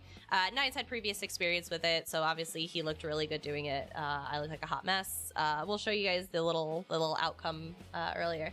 We missed you guys too. We really did. We definitely missed you guys. I was a little more in the tavern. There's Nine putting on his apron that it took him 40 years to figure out how to do. It did take This so was long. the little leather working that we did. All 6 of my chins. But these were the keychains we made. So we got to like stamp our names into them, and we made these awesome little keychains. So this was the little leather working station that they had. Again, we didn't get to do the alchemy station, which I'm really sad about, but that's okay. They also had this, which was really cool. So they had this giant book that everybody was able to come up and sign. Again, this is their 10-year book that they're going to keep back at HQ. To just, memories, just all the memories. So I'm hoping they have this same book for the next event. Something tells me they will, because there's a lot of pages here. But it was really cool to be able to sign this. They had it in this giant spotlight. This was just the hotel, some duplicates from days after. So this was the cosplay contest. So again, all phenomenal. I think I missed the first person. I was like trying to help coordinate with Nine, but Chimera I had only gotten a quick photo of, but again, they made this mask, this Chimera mask, which was phenomenal. Chimera actually won the this is Gian Trio. Pronounce his name wrong every time, but yes, this is him wearing his armor. He was one of the judges. The dwarven guy, as everybody's called him. But Chimera was the only one I didn't grab a video of. I was like just sitting down. But again, this was the Chimera won the judges pick. Arakoto. Yep. Won the judges pick. But I think I have videos of all the other guys here. Oh, I'm going the wrong direction. Hold on. This is our Nord friend here. Raymond Cosplay, who, again, absolutely phenomenal. He did an amazing job. I get to watch him on Twitter because I follow him, and he's just so much fun. His armor he metalworked it and leathersmithed everything himself. It's taken him like 5 years to like get every little detail. Because I was talking to him about it. He takes so much pride in that particular cosplay because he has like little tooling on the inside of the armor that no one will ever see or know about unless you ask that, but he knows it's there. And he's like, that's what's important, is that I know it's there and I know it's accurate because it's there. I'm like, the fact that it's not even in game and you know it's there is impressive. So this one was an adventure in the I got you, Brad. medium armor, which was really cool.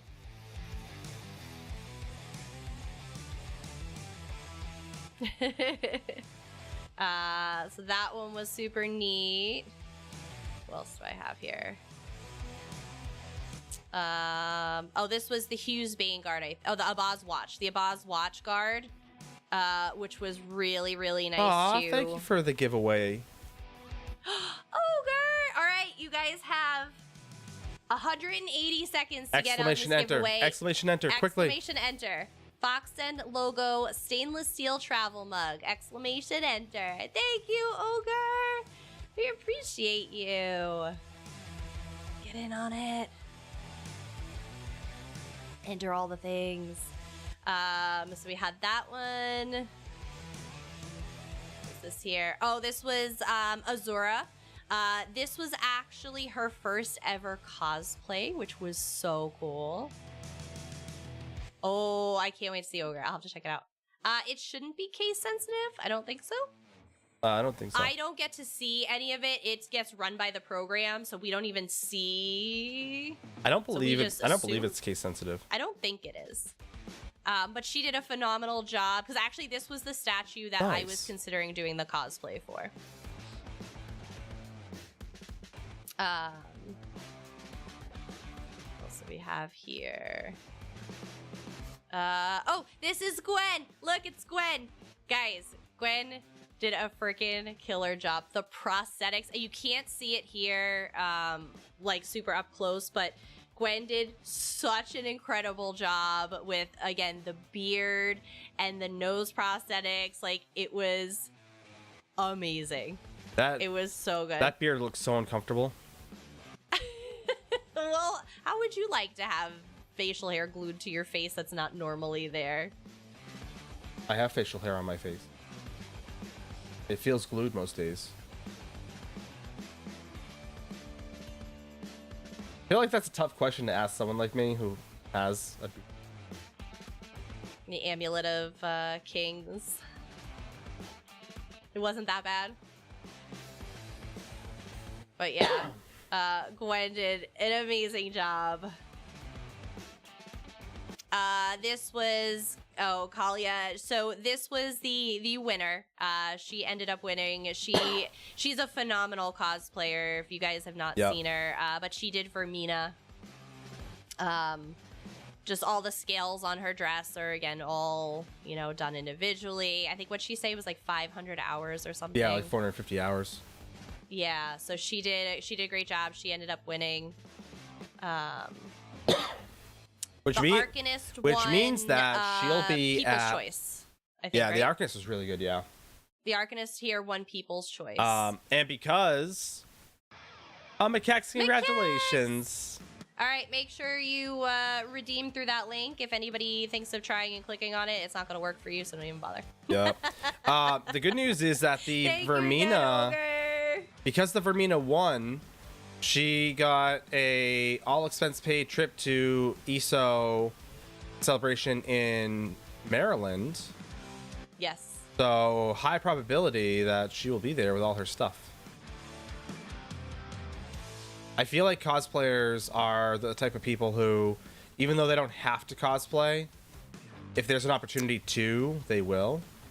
So her scene here, this was his first ever cosplay, and he freaking killed it. He did a really good job. He's actually from the U.S. He's down in Texas. Yep. And he freaking killed it. His little arm crossbow. Oh my god, he did phenomenal.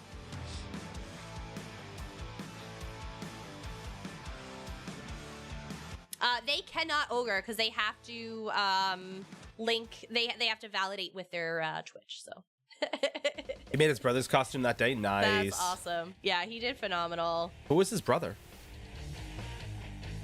I'm just like character wise. I didn't. Yeah, he was super sweet. I was talking to him a little bit later. He was fantastic. Oh, I think this is 9. This is the video of 9 now. For those of you that missed, 9 entered the cosplay contest as well. There's an ad in. I know you guys can't hear it. I know you guys can't hear starts in it. 16. Last slave thing? Okay. So this is 9's Rich Lambert cosplay. Obviously, you can't see his hair. He did the little front flip on the hair too.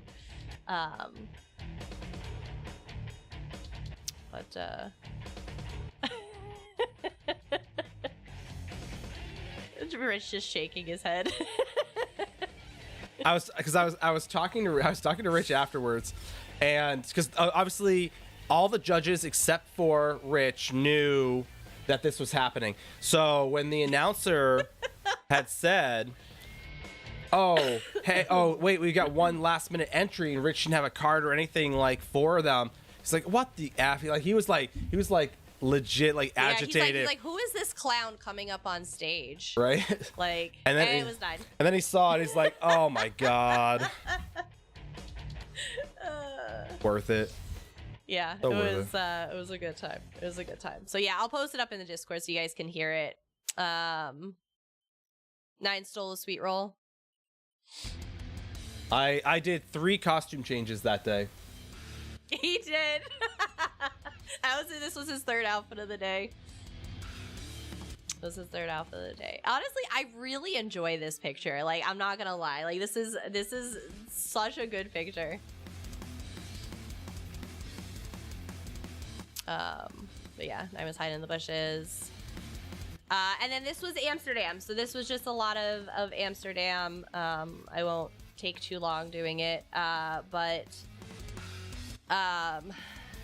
I forgot where this place was. But this was, they had a lot of satay meals. They did. This was really good. And what were these crab chips we said? The crab chips were really good. Yes, those are shrimp Those chips. are super yummy. Shrimp chips. They just gave us like all the fries. They just kept bringing us like fries. There is no longer a giveaway open. Sorry. I'm sorry, you're a little late. I mean, you could all keep doing enter. It just won't do anything. It's not gonna get you anything. I'm sorry. But yeah, this was one of the canals at night. Look at those See where lights. I am. For those of you who want to know what it's like to see the world with astigmatism, there you go. That's it. More fries. Oh my god. Well, okay, there was like, what, 2, 4, 6? There were 6 of us, right? 3 of us got fries because Gwen was adamant they were not getting sweet potato fries. So, like, we ordered like 2 extra sides of fries and they came out with like 4 extra fries. We're like, what is going on? No, we don't want these 2 fries. And so they just started leaving fries there. Like, wait, so you don't want the fries? No, we got Really the fries good. I we didn't know wanted. that. It was just like, who's on first? Did. I sent this one to Ogre. They had the Lego store. Obviously, this was all made out of Legos, which was really cool, and it moved. And then all of this was Legos as well, which was cool. Yeah, it was really neat. We happened to just be strolling past it, so they did such a good job with the displays there. They were so beautiful. I think this was what, the Royal Palace. Yep. Here's our group. So like I said, it was beautiful. It was beautiful. It was really pretty.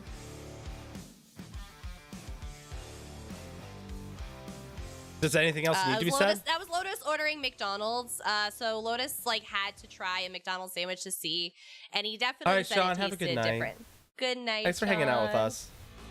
I'm sorry, or listen. My service wasn't anything spectacular.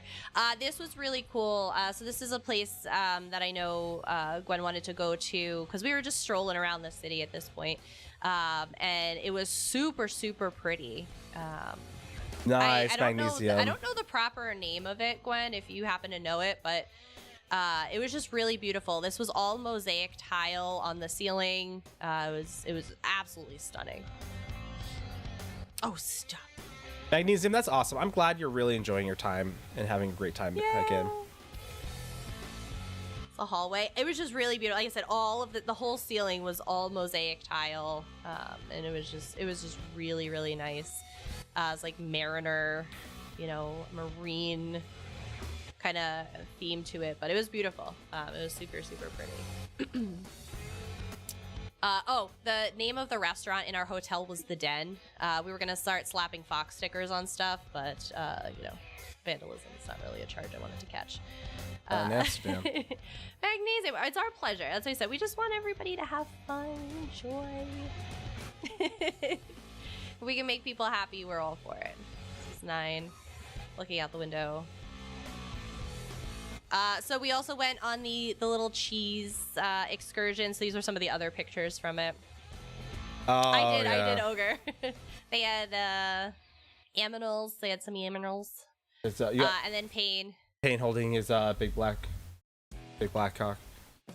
Yep. Yeah. Chicken, of course. It was a male chicken. Pain was very happy to hold, to hold this. He was so happy he caught it. We did not go to Tulips. No. We did not have the time. We ended up falling asleep. I think Kieran has the video, Tweety Girl. I think Kieran videoed it, if I'm not mistaken. Nine was petting the chicken. Chicken was just living his best life. This was one of the windmills. A cheese excursion. I hear those. Oh, this was seriously the best $10 I spent. This was a cute little restaurant we had went to. Everything, they do not have fountain drinks over there. Nope. Fountain drinks aren't a thing. Everything is done in a bottle. Eli. Yeah, ask Kieran, Tweety Girl. Kieran should have the video. Right. I think he took the video. See, what was funny about it? Speaking of the devil. Speaking of Pain, what's funny is that like Pain, I don't think Pain's ever held a chicken before. So like watching him like run around and trying to catch it was super amusing. So he was being like real gentle with it. Yes. I know, right? I know, Pain. I know. It's like I know you were like a little intimidated at first, but then you warmed up to it. There was also this. We were at a bar. It was actually recommended to us by one of the other shops, and it was called Golems. And they had 200 beers on tap. And really at good first we beers. approached this bar, and I was just like, "What is like? Is this cat like? Is it a stuffed cat?" I'm like, I thought it was a stuffed cat. I wouldn't put that past them. This kitty is 21 years old. She's the resident bar cat here. I think Nine has the other picture of her with her little paw over her face. I think so, yeah. But eventually, at one point, on top of this big silver thing here, they had put bar glasses. So you could see her bed is up there, but they had put bar glasses up here, and she decided she needed to be where the bar glasses were. So she had knocked one off, and it like shattered. And one of the bartenders came over and was kind of like trying to like push her gently. Because like I said, she's 21 years old, and she was not having it. She is like, "No, I am going to sit here, and you are going to like it." So they had to move all the bar glasses because she refused to move. But yes, she is a 21-year-old kitty, and she is the sassiest little girl. Let's see. What else do we got here? This was the beer that Nine had. That he really, really enjoyed. It was like a honey beer. It's the closest thing to a mead you're gonna find. Because apparently, That's hard one to do, right? apparently, Yeah, Kat was like like, no. ciders and like meads and things like that like aren't super popular over there. We were talking to a Yeah. guy. I swear he's from like the UK, saying that he tried like bringing some in one time and like fell. I had a cherry shoff, which was so goddamn good. It was like Sam Adams cherry wheat, but better. 100 times. It was so good. Or ranch dressing. Honestly, Gwen, we found a ton of maple syrup. Gnomes on the glass? Yes, there was a gnome on the glass. After the fact. Yeah, we did find a ton of maple syrup. But yeah, this was the bar we were at. Again, it was like a little hole in the wall again, but 200 beers they had here, which was really cool. So that was the cat. The cat moved. I appreciated. I don't know how easy it is for you guys to see, but it's the standing stone. Somebody wrote with like a white pen or something an arrow, and it just says Dutch culture. I don't know we haven't looked into what this actually was, but it is a standing stone. It is a standing stone. It was just a giant rock in the city. We just happened to come across it. There's a lot of graffiti in Amsterdam, like a ton. Burger King was really prominent here, but their Burger Kings were in these really pretty buildings. They were just so misplaced, but a lot of Burger Kings there. Yeah, Daphne was a fantastic tour guide.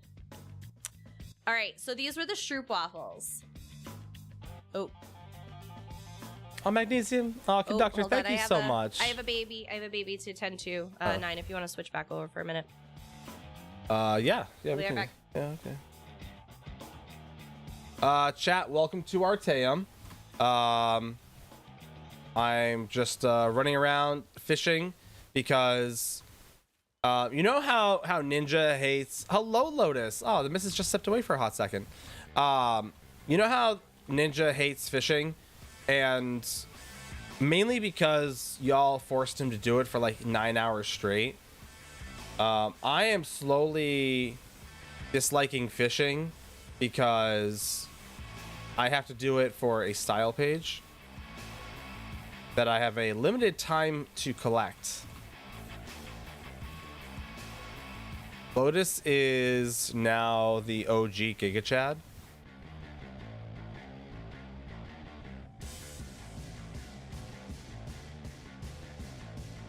The little Hermie heart. Which is a great question. Lotus, how many hearts does Hermaeus Mora have potentially? Out of curiosity.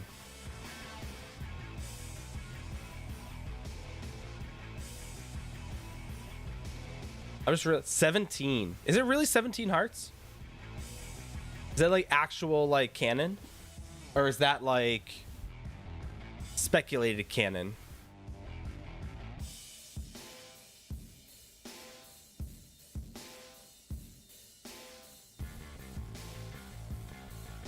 No, Lotus, I was gonna say, it's like that. It was very convincing. Like I said, is you've gotten to a point where you can basically say anything lore-wise, and I think like the only people that can like challenge you are like Snugpod, Arc, and like UESP. And I think it comes down to like them being like, no, sir, that is not true. I'm like, oh, I guess I tried. Also a great question, Payne. Also a great question.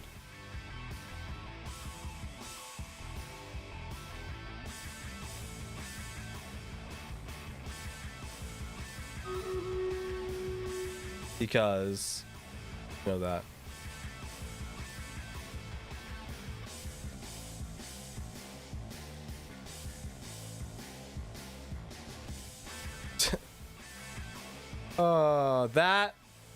That makes sense.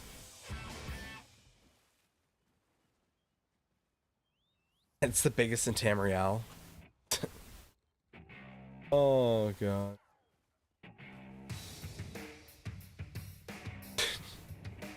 I mean, there's like maybe 2 people like period that could probably contend with that, right? Who could probably contest that information. They were both there. Fun fact, they were both at the event. And I feel like that's the extent of it, is that there's like 2 people who can contest certain information. That'd be the 2 lore masters that were chilling there being like, yeah, no, that's not true at all. Oh, maybe it is true. I'm like, but no, seriously though. Like, Is it? Like, I don't need you to be like, maybe. I don't need you to dick me around right now. Just tell me the truth. I need to know. I'll be recording this. Science.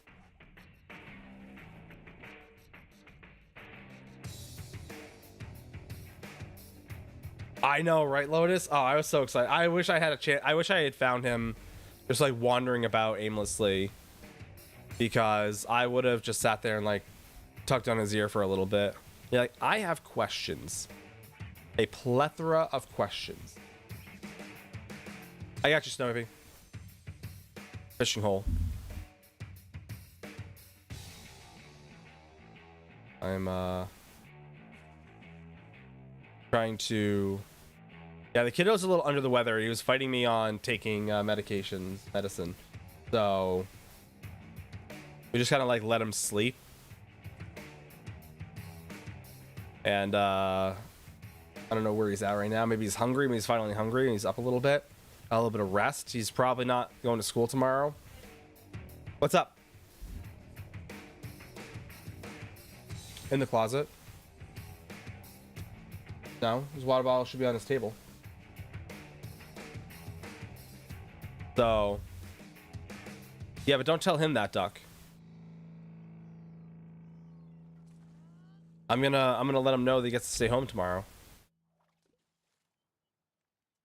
He's gonna be like super excited. Actually, no, my kid's kind of a freak. He won't be excited at all. My kid will be like super distraught that he doesn't get to go to school. Honestly. You're like, hey buddy, oh, you're not feeling so well. Okay, well, I mean, you're gonna stay home from school today then, you know, just so you can feel better. He's like, no, I want to go to school, see my friends and my teacher. It's like, I bet you do, but you have to stay home. Right, Payne? Exactly. Nerd. My kid loves school. It's great. I want him to keep loving school. So, funny you should mention that. He was staying home as a threat for punishment. I know, right? He was yesterday or the day before, something like that. The missus was doing some geysers and things like that, and so she let Little Fox help her, and he was all about killing the bad guys. Oh yeah, he was. All about killing the bad guys. His rotation's gonna be. He is. He's getting pretty good. He's got a pretty good weave for a 3-year-old. Okay with it? Yeah. You want it back or? Yeah, I can take it back if you guys want to see more. Oh yeah, I'm just fishing. I don't think they care what I'm doing. All right. So these were stroopwafels. I needed to have a stroopwafel in the worst way. Clown some kids in PvP. One day, I am sure he will one day. He's got the baby reach. But these, so basically it's kind of like, think of like waffle cone, but flat. And they basically put fresh caramel in between, put them together like a sandwich, and then this place they coated half of it in chocolate and then put a topping of your choice on it. So this was actually the one she was making mine at the moment, but these were so damn good. It's kind of like a crepe sandwich, but they're think more waffle cone. Think more waffle cone, less pancake. More waffle cone, less pancake. So they were so good.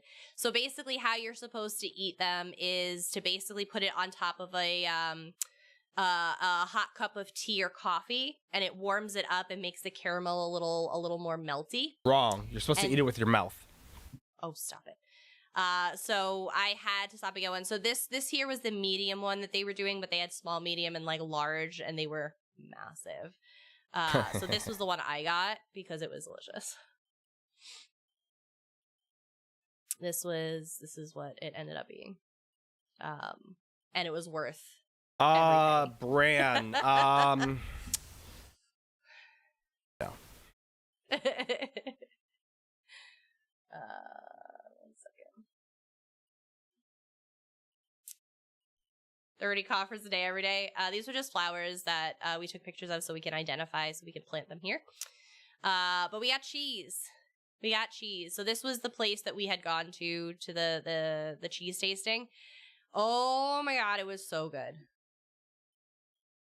It was so good. We had gotten what? Garlic. We got Edam. I think we got an onion. Was it onion? Oh, I don't know what we got your mom. It's a mystery one now. Yeah, it's either. I thought it was a chili. I thought it was a chili. Listen. I don't know. Again, just some really pretty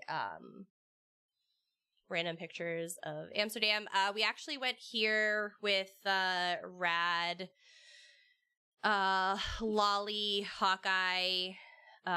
We had met them. It's Indonesian food. It was actually really, really, really good.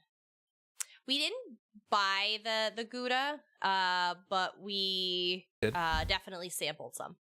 Oh, did we get the Gouda? The ball of garlic is Gouda. Oh, the garlic is a Gouda. Okay. Yeah. So the garlic is a Gouda. Yeah, that's a Gouda. The wedge. I don't know what the wedge was. The wedge is a goat cheese. It's a harder goat cheese. That's the queen of cheese, they were saying. And then the bread that we got your parents was the Edam. Yep. That's what it was. See, he knows better than I do. Oh, wow. But this was actually a really good. This was a really good restaurant. How was it, Payne? How was it? Did y'all like wash it down with like a hemp shake or something? I don't know how weed works. I don't know how Payne pot got works. The hemp cheese for his boss. But no, seriously though, how was it? Like, I know like the pesto one was actually really delicious too. So these were actually really cool. Hawkeye and Rad and them, they did a tour. So one of the initiatives that they have, I enjoyed it. Nice. They are putting in these little blocks in front of homes where people were during the Nazi occupation. They were extradited ripped from their homes. Oh, yeah, and relocated into concentration camps. So they're actually going through and putting these in front of the homes that those people were in. So it's a very like happy and sad thing all at the same time. I love that they are remembering these people and, you know, kind of marking their names down in history so that they're never forgotten. But it's also sad to see how many of these little blocks were throughout Amsterdam. It was, like I said, very, very sad to see that, but really, really cool initiative. I know, you know, some of them were a little dirtier. So I think Hawkeye and Rad were saying they saw one guy was like going up the street and like cleaning them and stuff, which was cool. So really, really neat. Wait. 9. Oh, we didn't get any pictures of the Winkle?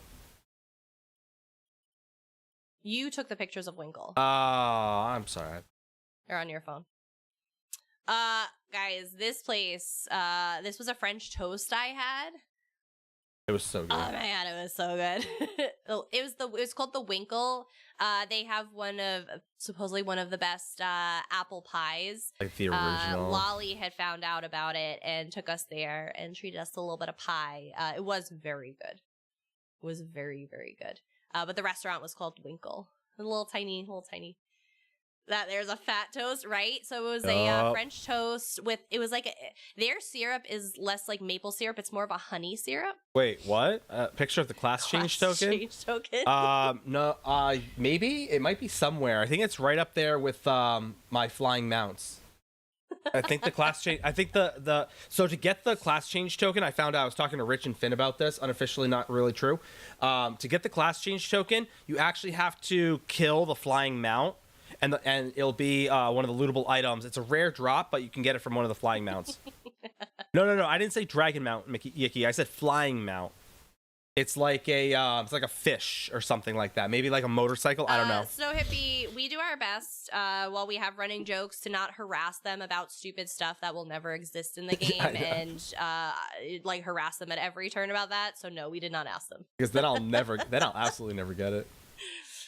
But yeah, so that was the French toast. But yeah, their maple, their syrup is basically more like a honey syrup. It had some fruit, it had some bananas and strawberries and blueberries, fresh whipped cream. And let me say, hands down, Europe has so much more fresh foods than we do here. Obviously, we're familiar with that.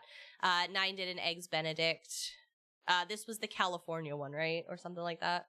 Yes, that was It had the avocado. Yes, that was the California egg expedited to California, which is actually really, really good. This replaced me confirmed. Because the first one because this place called the You Breakfast did the Club. salmon one. I did the salmon. That was actually really good too. Yeah. Salmon was a tad more vinegar than I would have liked, but there was one street that had like a whole bunch of like games kind of like built into their sidewalks, which was cool. It was a little mini hedge maze in the middle of everywhere. It was a little maze. And a vantage point to pew people from. pew pew. The bakeries were phenomenal. Like I said, the breads by far just put ours to such shame. You could taste how much more fresh and delicious their breads are overall. Like it was just absolutely incredible. Yep. I had this delicious eclair that had like a chocolate mousse inside versus like a custard or anything like that. Custard. And it was so good. And like it wasn't like super sweet, it wasn't like super bland or doughy. It was so good. Oh, 100% conductor. And I ended up getting 2 of them, mostly because there was a bit of translation issue.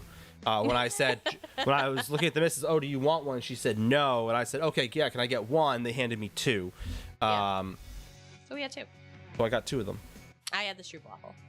So conductor, part of it's less sugar, but the other part of it is the type of sugar. It's not processed. It's less processed sugar. It's more like less high cane. fructose corn syrup, Yeah. more cane sugar. It was ogre. That's why I only needed 1. I didn't need 2 because of how big they were.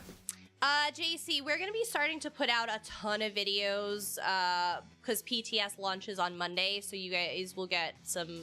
We're going to be going heavy into the videos leading up to the launch because we got to fill out a whole section on the website, guys. There's going to be a whole new section. There's going to be a Gold Road section on the website. So we're going to heads down starting Monday. It's going to be an adventure. But yes, there will be a whole bunch of stuff. This was outside the Van Gogh Museum, but this was the Van Gogh Museum. I have 100 bilzillion pictures because I wanted to take them all for conductor. I won't take the time to go through every single one here. We'll flip through to some of the more well-known ones. But they basically, the museum had started out with a kind of his early days, a lot of the self-portraits and portraits done by some of the others, a little bit about his timeline overall. They went into his models and how Van Gogh was really fascinated with more so what he enjoyed painting was a lot of the, if you will, the peasant life and the realness of no, he didn't like the idyllic scenes of trying to glamorize peasant life and make it look better than it actually was. So he really kind of dug into, and again, these aren't his works in particular, these are some that he was inspired by. No ogre, there wasn't. And again, I took pictures of all the different little stories kind of to talk about how the gallery was laid out. But I will say this before any of you ask ogre, is that unfortunately for us, Starry Night was not present because Starry Night is in that godforsaken hellhole that is New York. And when I say that, I mean the city, not the upstate or the island. Specifically referring to the city. So that is unfortunately the buggers that stole Starry Night temporarily. I know, conductor. it's a loner place I'll never go. Gwen, you're not missing out. Trust me. There's you can watch any movie that involves New York, and you're basically on point. That's basically what it is. Yeah. I'll try to watch Gangs in New York. It's basically what it is. Some of the they had a lot of other artists that he was inspired by that was there. So this is a Claude Monet. For those of you that are familiar with Monet as an artist, they had actually some works of Monet as well. So again, more Monet, but it was again really cool that it went kind of beyond Van Gogh. So again, this one here, the felt hat, this is a very famous one. You guys have probably seen this places. So this was really cool to see. And then we did the little audio tour too, so you could see the headphones. Basically, kind of tells you a little more about the paintings. There were select ones. But it was really cool to actually see how his work really morphed. You know, like this last one's a really good example where it's a lot of lines. It was a lot of, you know, just lines and brushstrokes, and how that changed throughout his career. No, you're fine, Gwen. You're fine. You enjoy yourself. So it was really cool to kind of just again see the evolution of his work. And definitely I'm definitely a big fan of like the later years. Christmas brand. It's Christmas. We stayed here for a couple of years a week ago. But yeah, it was really neat. This was a flowering sprig of almond, but goddamn ads. You're supposed to mute them, sir. I'm sorry. Yeah, and that was really cool. What was really cool about it too, Ogre, is at the end of the exhibit, they showed a lot of works of people that were inspired by Van Gogh, and you know how, you know, they displayed a lot of their works to see what elements they pulled. So, you know, there were some that really pulled you know, his brush strokes. There were some that pulled his use of really bold colors. So it was really, really cool. I'll let the ads play out. Yeah, I'll find so what I really, really liked was a lot of cherry blossoms, which is why they have the cherry blossom grove out front. That's his brush strokes the whole time. Are you talking about the almond, the blue almond at the end? Because that was the last one. But yeah, so that's what he said. I loved, again, I'm a big fan of like the cherry blossoms and stuff. So he did a lot of paintings with this. But one of the things that they, you know, I guess isn't like played up very much is they talk about, you know, again, we know he had a lot of mental health battles and stuff, but he actually put himself in an institution for treatment. And he did a lot of his big famous works while he was there, which was cool too. It was discount. I was pissed I didn't get it when I was all over. Yeah, it was really cool. Yeah, that one was. We'll show you that. We have a picture of that one, but you know, it was basically for his nephew and his you know, his brother. He had a great relationship with his brother, and I will say that, yeah, absolutely, that's definitely part of it. Is the fact that, again, one of the other things they don't talk about is basically, this will show the last piece. So his nephew was actually named after him, and so his brother actually died like only a few months after he did. Yep. And so like 6-7 months after him, and so Gauguin's chair. The sister-in-law is actually the one who, if you will, did all of. Yeah, we have some pictures of that too. Like basically, like just jumping her husband's, Van Gogh's brother's last wish was to basically help make him famous. Make Van Gogh famous, and so not yet, Blue Drops, not yet. And so, because of that, they said that's what she did post-mortem to Van Gogh and her husband. And then the son, to make him famous. And then the son obviously carried on the legacy, creating the Van Gogh exhibit in the museum and all that. So it's like, it's actually very interesting to like see kind of like, it wasn't like just like, oh no, we actually discovered him, he's actually like really good. Oh wow, no, it's like his sister-in-law. Like they went out of their way to like get all his works known and everything. Yes, the brother was an art dealer, so yes, she did have the know-how and resources. Yep, that helped. This here was his red lacquered box with balls of wool. So when he was trying out colors to avoid wasting paints because they were expensive, he would actually keep these little bits of wool in this box to help find like new color combinations that he wanted to use that, again, he just didn't want to waste, which was pretty neat. I thought that was kind of cool. So obviously the sunflowers is a big one here, especially for my Doctor Who lovers. So no, there it does are not multiple, say Amy on it, for those of you wondering. There are multiple iterations of this painting. This is his kind of the most famous one out of all of them. But again, one of the big things they pointed out here is a lot of the flowers in this picture are dying. And again, Van Gogh was very big into he painted. First of all, he didn't paint from memory. His big thing was he wanted to paint it, looking at it, seeing it in the moment. Every last little detail. He didn't like more of the general abstract from memory stuff, as opposed to some of his colleagues. Speck, thank you for the follow. Welcome in. So this was, like I said, really cool to see. But again, you see the blue here. There is one that has a black kind of line and more flowers that are a little more alive.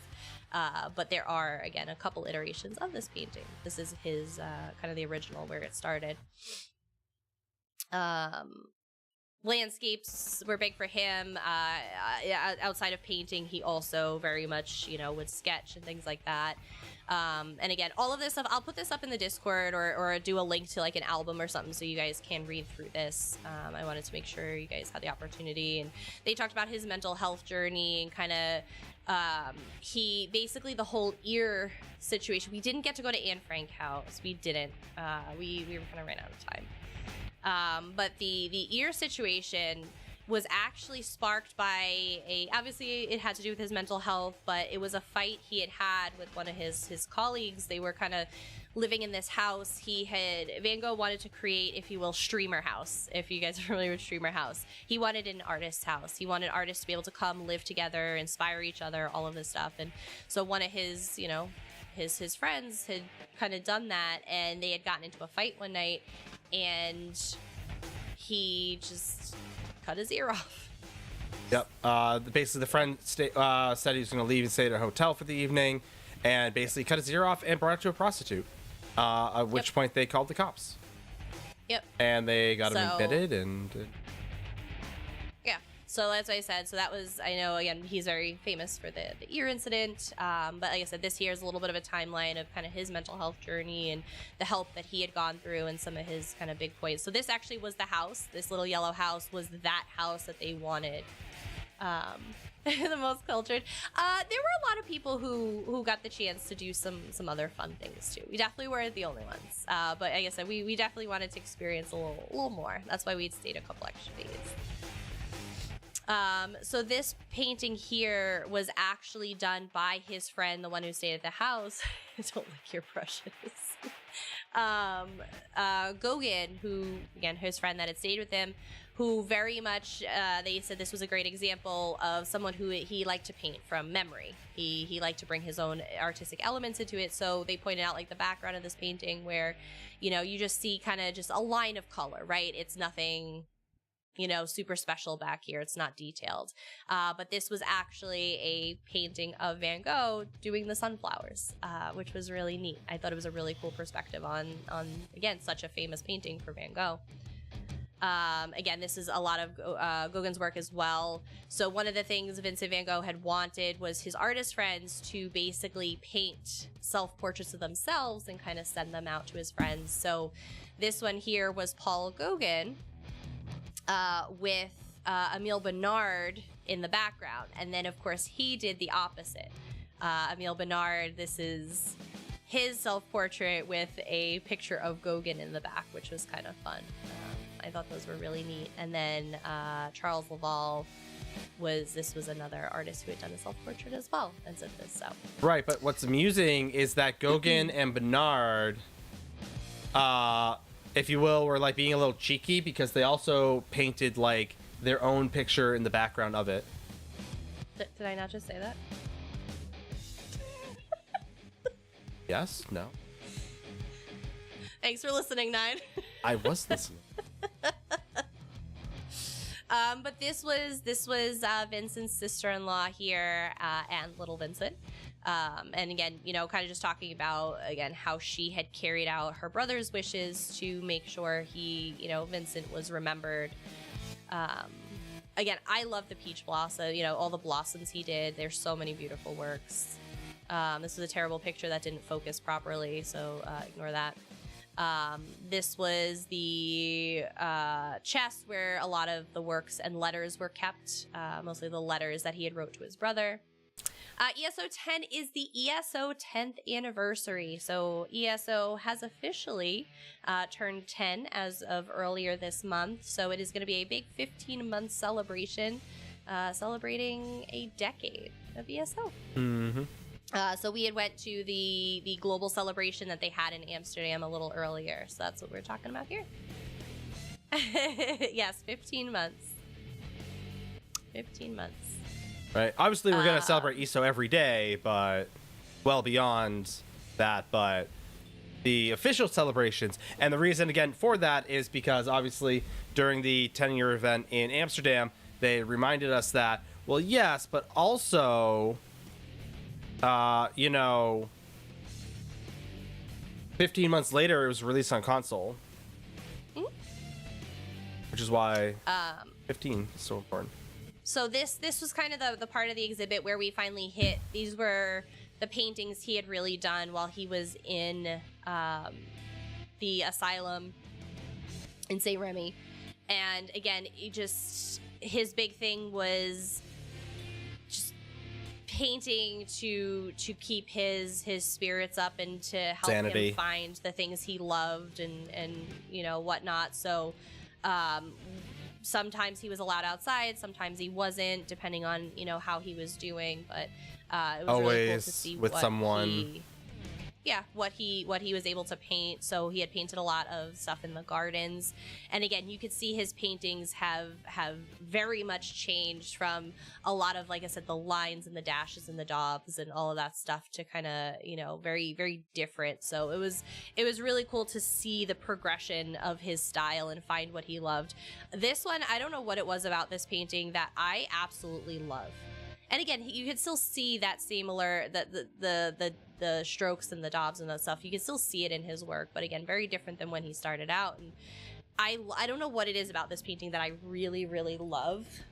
It was just what he called undergrowth, which is just the bushes and the trees and the ivy, just all the growth around the asylum, which was pretty neat. So Not to be confused Hive with on the manslayer. the undergrowth and bushes outside the Mrs. Window. But irises, this one is another very famous painting of his. Again, he was really, really big into the plants and the flowers, and this kind of came with some inspiration. Again, broken stems, some dying, very much was his thing, which was neat. Some other big ones, and again, I'll put all these up there in Discord for you guys that want to see it. This is one of the most traveled paintings of some rabbits he had done while he was in the institution. When he was feeling well and he was able to go outside, he would walk to the nearby mountains. And so this, again, here, if you zoom in, is all the different stamps on the back of the painting of where this has been. And it's been all over the world, which is pretty neat.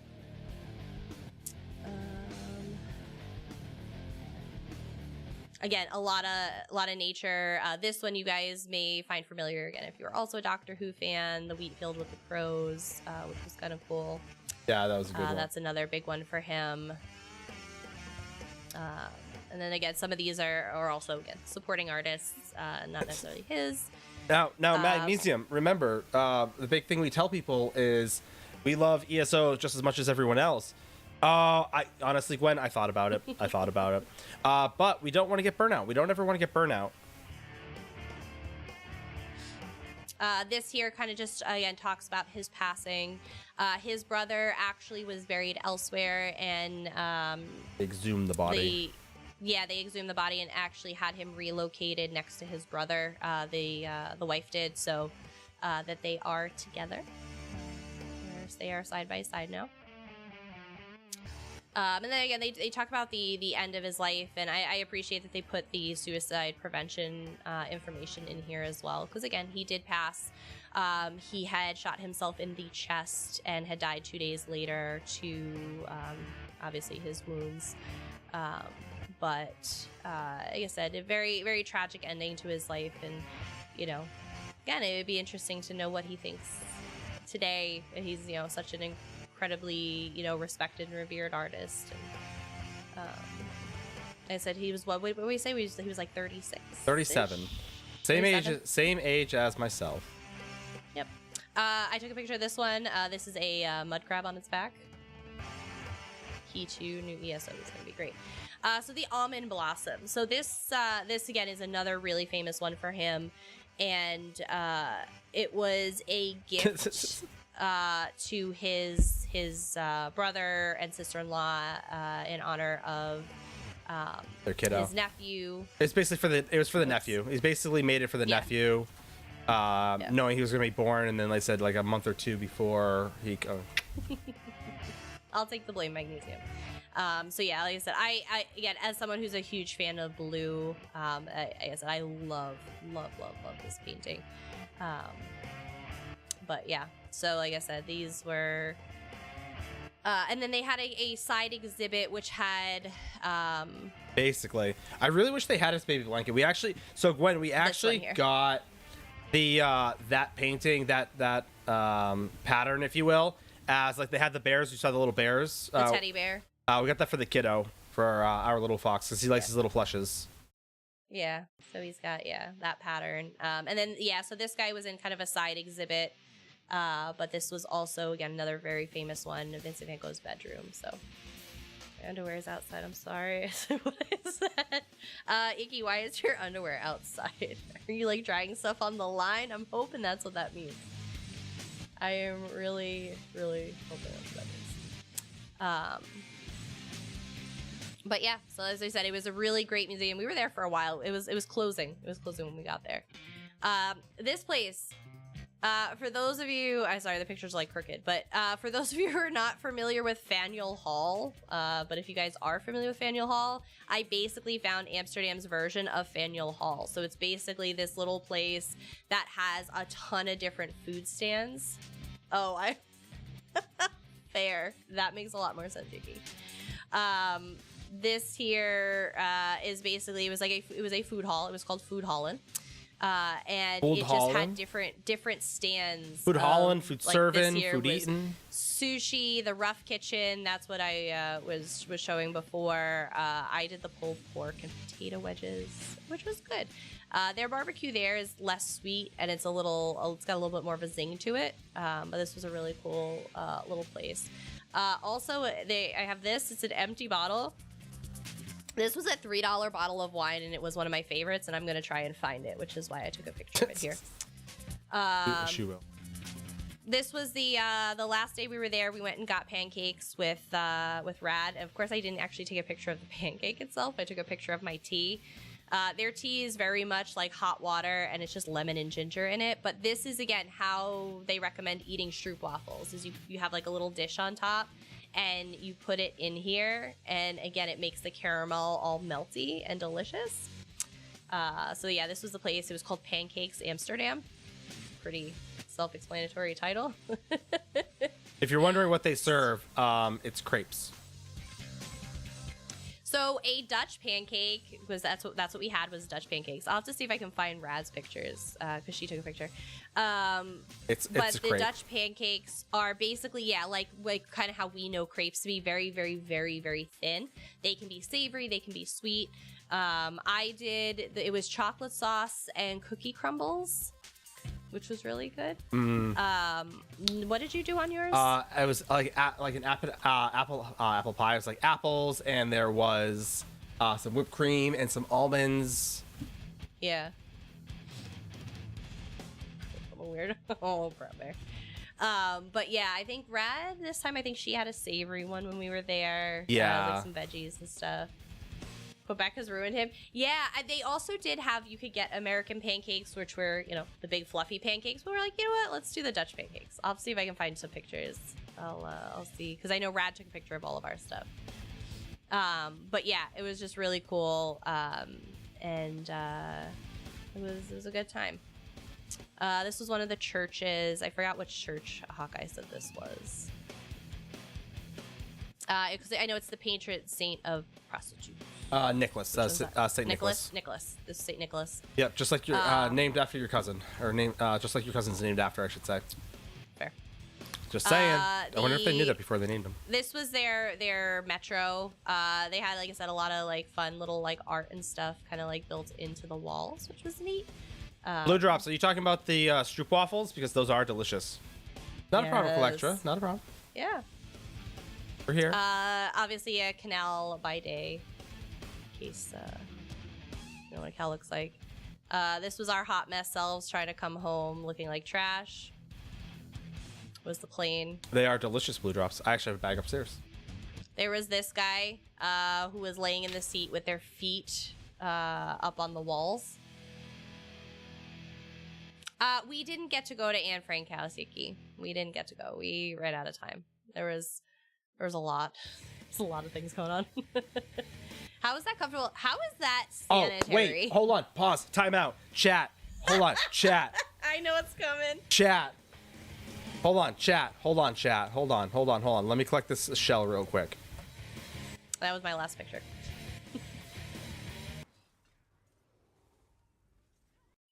Chat. Are you ready?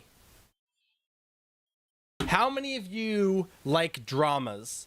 Real life dramas, chat. We're going to tell you a little story about Snacky and the Bandit. Yeah, if you're familiar with Blanket and Clyde, Snacky and the Bandit, let us regale you with a 4+ hour live drama. No, conductor, this goes beyond people watching.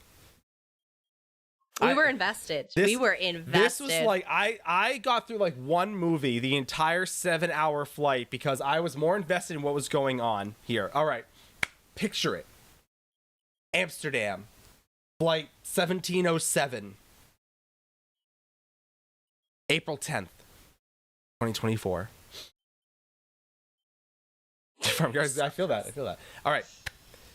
So, on this flight back from Amsterdam, I'm just gonna set the scene. Me and Mrs. and I are gonna go back and forth on this. On the flight out, there were a ton of open seats. There's like first class, there's like executive class, there's main cabin 1 for us plebs, there's main cabin 2 for the rest of us plebs, being the and there are a number of empty seats on this flight. And in fact, so many, and the way the seating, hold on, chat, hold on, I need to do this properly, just so you understand. Hold on, let me show you exactly how this was set up, chat. Hold on, watch this, come with me. Yeah, all right. Salvas, it gets so much better. So the way the seats are set up, there's a seat here by a window, there's a seat here by a window, there's the aisle here, there are 4 more seats here, there's another aisle, and then there are 2 more seats on this side, right? And then in the way back, the lavatories, there's 3. So basically, just think it goes like 4, 4, 4, all the way down, 2, 2, 2, 2, 2, all the way down. Then there's like 2 rows of 3 right here, right? Chat, check that. All right, check this out. On the way out, because our friend Hawkeye was sitting like here, right? It was sitting like right here. Let me do it in red so you can see where Hawkeye's sitting. Hawkeye's sitting like right here in this row. Basically, and then there's like someone here. Yes, no, Darklight, it's happening. Yes, it's happening. And the missus and I were like back here. This is the missus and I. We'll do green for us. Yes, happening. The missus and I are like back here, right? This is where the missus and I are. Now, on the way out, there was an individual who, because it was just them in the seat, they decided they were going to stretch across all 4 seats and sleep for the 6-hour flight out. I'm like, well, son of a biscuit weasel, I should have done that myself. There's empty seats, no one's sitting where they're assigned, whatever. Cool. All right, fast forward. Now, chat, let's fast forward to April 10th, 2024. 7 hours and 1 minute flight from Amsterdam to Logan Airport in Boston. Enter Snacky and the Bandit. There are assigned seats. This is a Delta flight. There are assigned seats. And I would like to also caveat, I found out later that the morning flight had gotten canceled, so half that plane was rescheduled onto this one. Yes. So sitting here, sitting in the seat in front of us. There are 4 seats here. There are 4 seats here. 4 seats here. Sitting in, just so you can see, in this seat here, right, chat? Sitting in this seat here. Hold on, let me switch my brush so you can see. Directly in front of us was an older woman, and Think if you guys have seen Goonies. no, mother- not there yet, not there yet. This Oh is the no, one no, directly oh, in front of us, directly in front of us. I'm sorry. The woman All right. directly in front of us. This isn't even the best part of the story, chat. The woman, her husband, who was assigned this seat here, decided he was going to move to this seat, like right next to us, because we're green. Remember, we're green.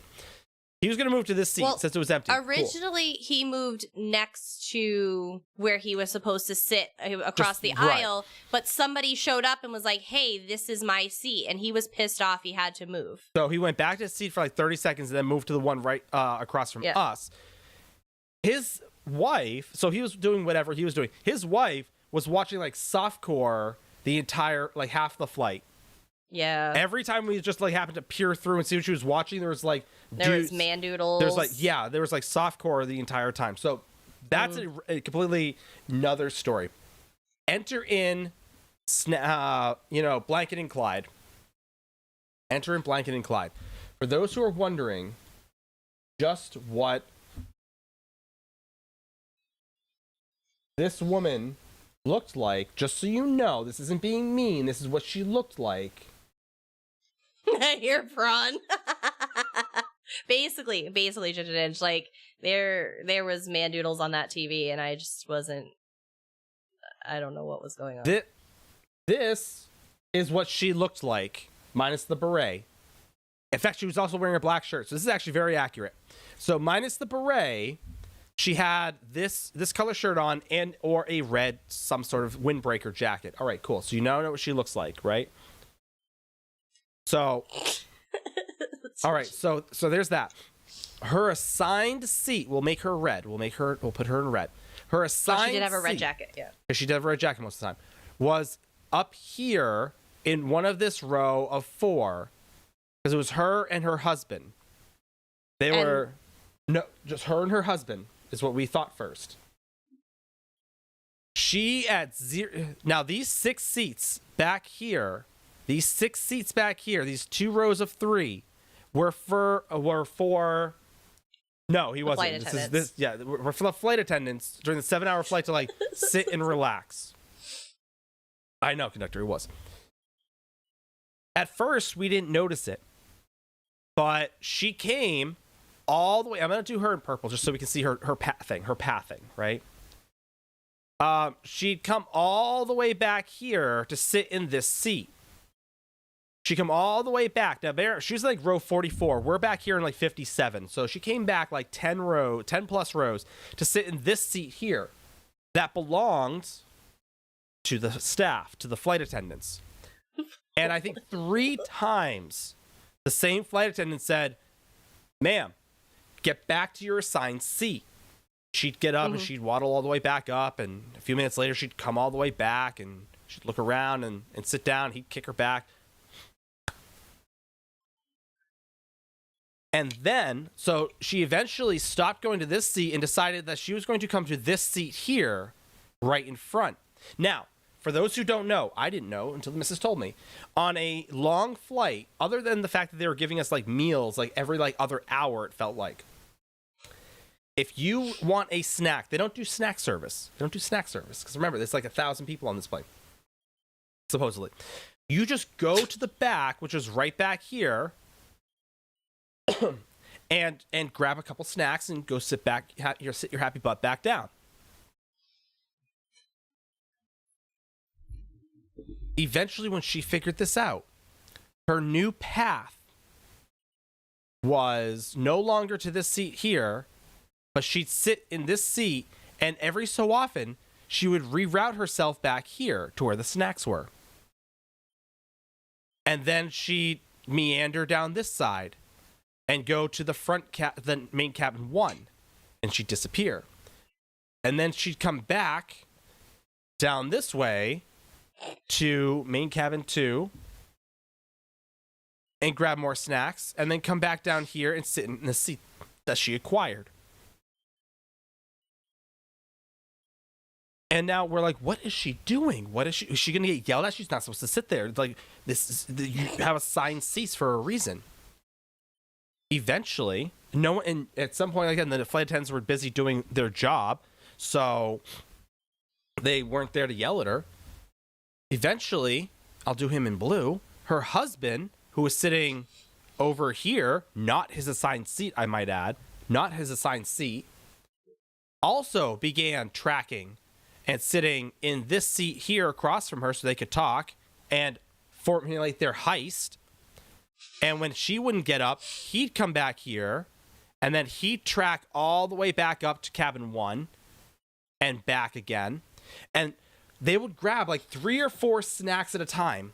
Like, not like 1 or 2. They'd grab like a handful of snacks at a time. And she had like this little trash bag. She had a trash bag. That, like, not even like she wasn't like hiding it in her coat or anything. It was just like right there. She just kept it all bound up, like very close to her. I know, right? And, oh, stupid ad. And she would fill this trash bag with snacks. They weren't eating the snacks. They were just collecting them, adding them like they are currency in America or something like that. I don't know. And so he would do the same thing. If she was going back, if she thought she was like, oh, look, they're catching on to me, claw, blanket. I know, she kept like looking around, like to make sure like nobody was watching her or whatever, and then she realized we were watching her the entire time. So she started sending her husband back. No snakes on that plane. And just them. Yeah, no snakes on no planes. And he'd get snacks and he'd come back and he'd sit in this seat here, right? And hand his snacks off to her. Then she'd put him in her trash bag. He put him in a little bag. And like I said, 6 hours.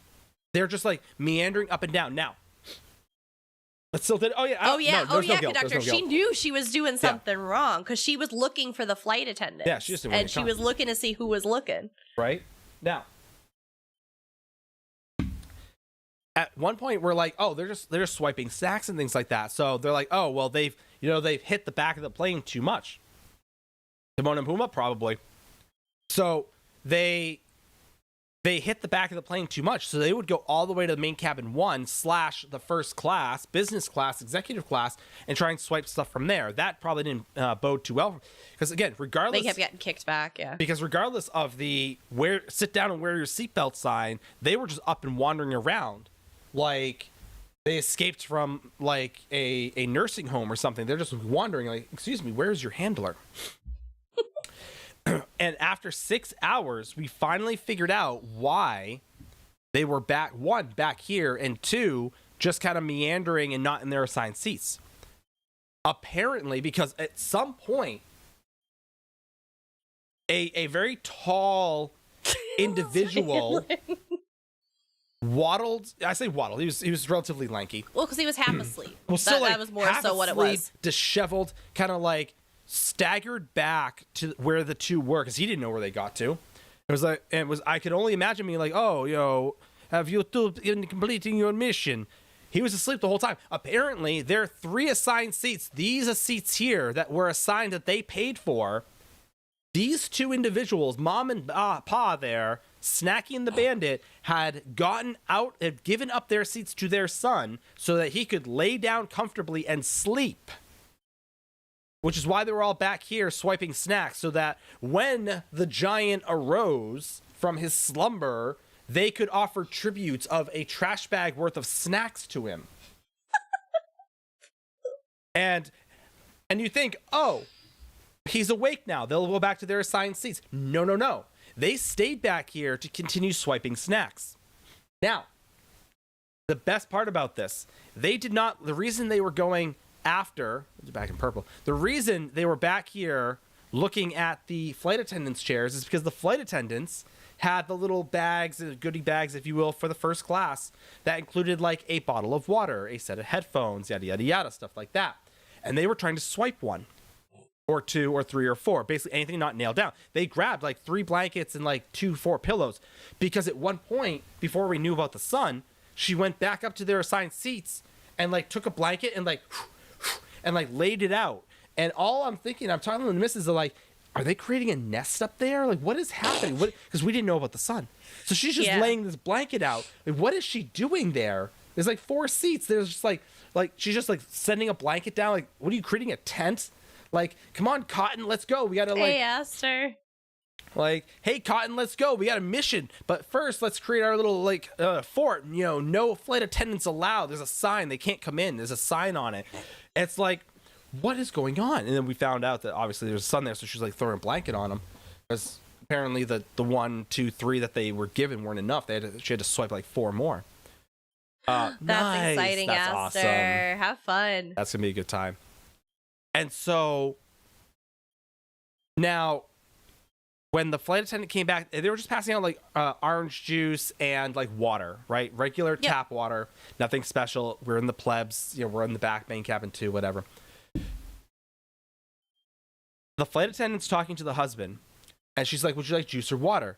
And he's like, oh, water, but not that one. And he's like, I want the other water.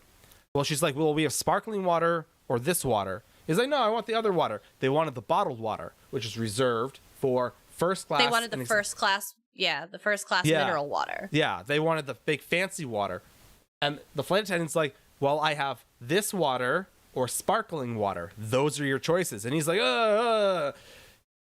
argued with her for like 5 minutes. Which was their downfall, because after arguing and taking a regular water, the flight attendant said, excuse me, you're not in your assigned seat. We're going to need you to go back up. Go back.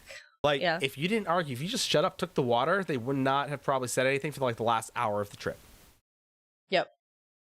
This was, and they made him go back. This was like a 6 to 6.5 hour drama that we watched. We were invested. We were so invested on what was going on. The flight attendants said a couple of times when they were like yelling at them because they were being jerks, like they made eye contact with me and kind of like gave me that look, and I'm like, yeah.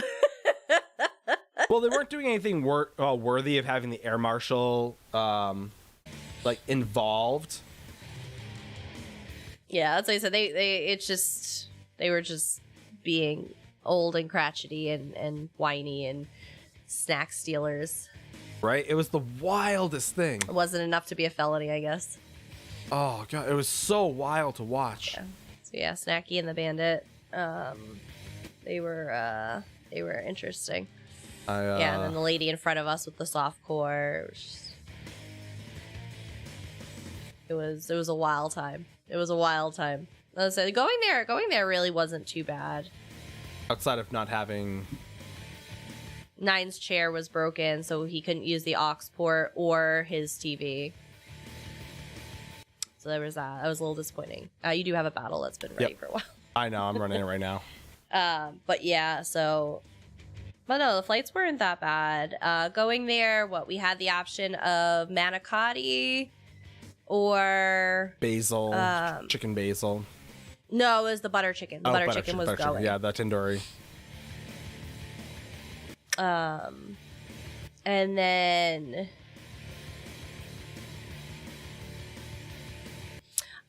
Magnesium, I do not feel bad for Medic because Medic paid $1 bajillion and flew first class. So I do not feel bad at all.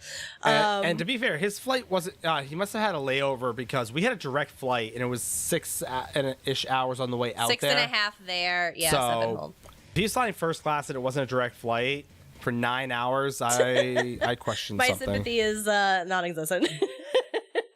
Yeah, there's... But yeah, no. Yeah, so we had manicotti or butter chicken going. The brownie was delicious. And then they gave us like a breakfast calzone, which was pretty awful. I had to throw out half of it. It was so bad. And then coming back, we had the option of... They called it tortellini. They were raviolis, and you can't tell me otherwise. No, they were absolutely raviolis.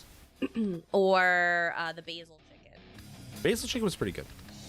Yeah, basil chicken, potatoes. It had a little tiramisu dessert, so I didn't get dessert because I don't eat tiramisu. And then there was they did a calzone for the second meal. 9 hours is nothing, 20 or more from here to anywhere. Yeah, that's what I said. I know it took Rad 24 hours to travel. That sucks. Like I said, I know she's in Australia. That was I know a rough, but obviously, like I said, for her, she was like, it was so worth it. It was so worth it.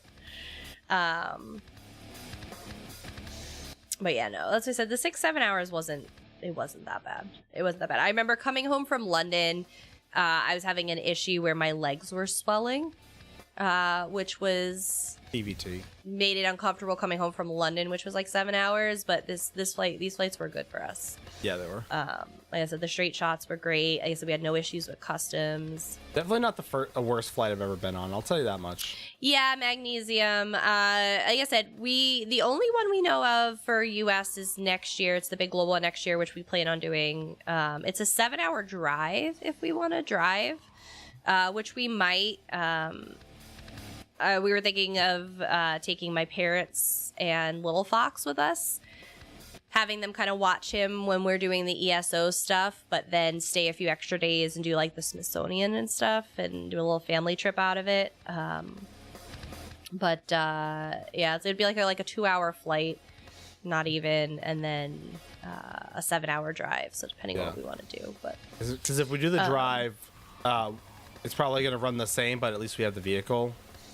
Yeah. And it's not like trying to drive down like side streets. Baltimore, Maryland area, Ogre. They said Baltimore/DC.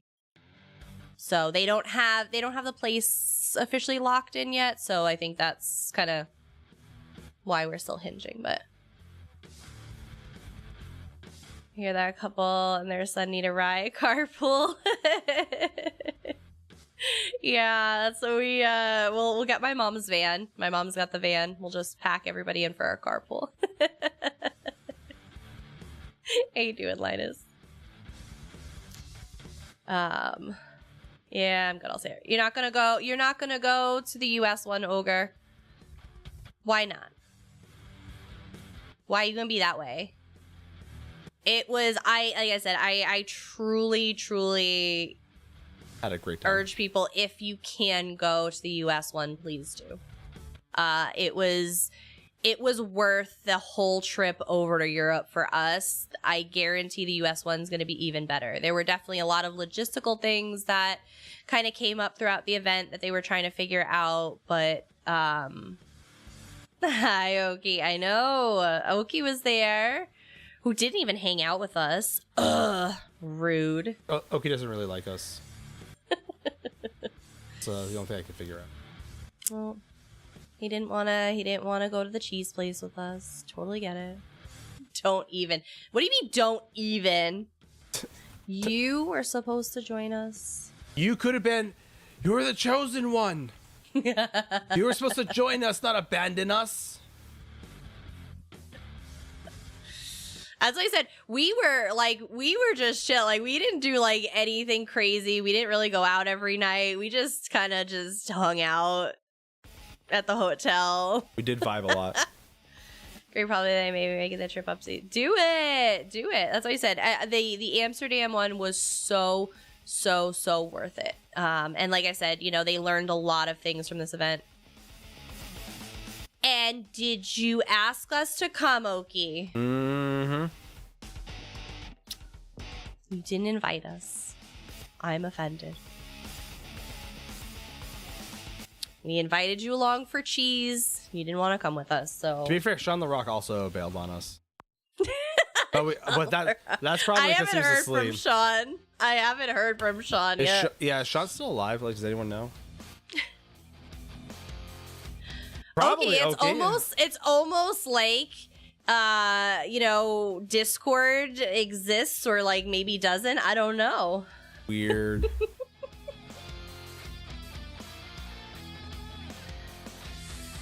That's why I said they originally said they were going to have a 2024 US event. But again, I don't know if they just haven't said anything because they haven't confirmed it, or if they, again, logistically aren't able to actually do it anymore. I don't know.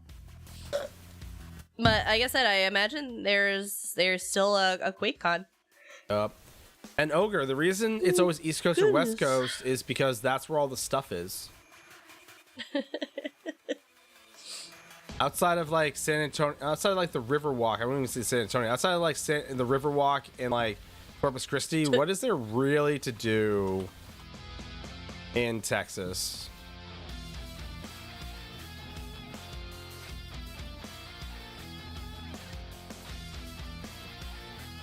But yeah, no, it was really good. What else I got? Is it like leaving? I mean, I feel like that's like the number one thing to do there. They have the ESO windbreakers.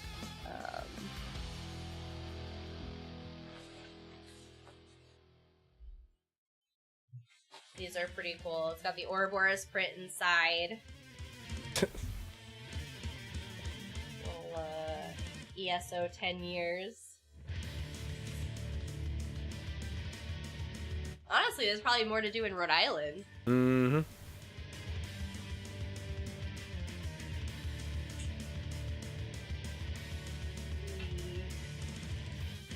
Breaker? Yeah, right? Duffel bags. The duffel bags are fantastic. They are. They're like actual duffel bags. Yeah, they're really, really nice duffel bags. So, fun fact, just because your state's bigger doesn't make it better. Found that out. Kidding. I'm kidding. The ESO 10-year coloring book. I'm still... To be fair, Magnesium, there's like the Dakotas. As long as Matthias isn't listening. I'm still trying to like convince the U.S. to like sell the Dakotas off to Canada. Just, coloring book. Hi, Void Biscuit. How you doing? Mud crab. Who doesn't love a good mud crab? Aaron's Dagon. Oh yeah, we gotta let the kiddo color them. And then yet, obviously the code for Honor the Guar and the Skin Grad Noble snack. So obviously, because we were there, they knew we probably weren't tuning into the stream, so they made sure we had one. Eating grapes, eating lots of grapes. We're doing well. We're doing well. 4 a.m. Oh my gosh. Been coding a lot. What are you coding? Anything fun? The calligraphy, they actually did the Daedric alphabet, which was really cool. Where is...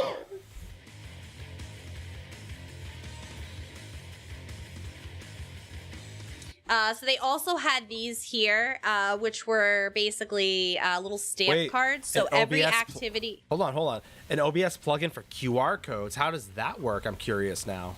It was a stamp card. So each one of these you got to participate in. Every 3, you got a visit to the claw machine. In the claw machine were things like little tchotchkes, codes for the Atmoran Bantam Guar. This is very sad about that one. They also in there had an all expense paid trip to the US event. Ooh. Which I don't think anybody won. And you'll be happy to know none of the stream team members were allowed to win.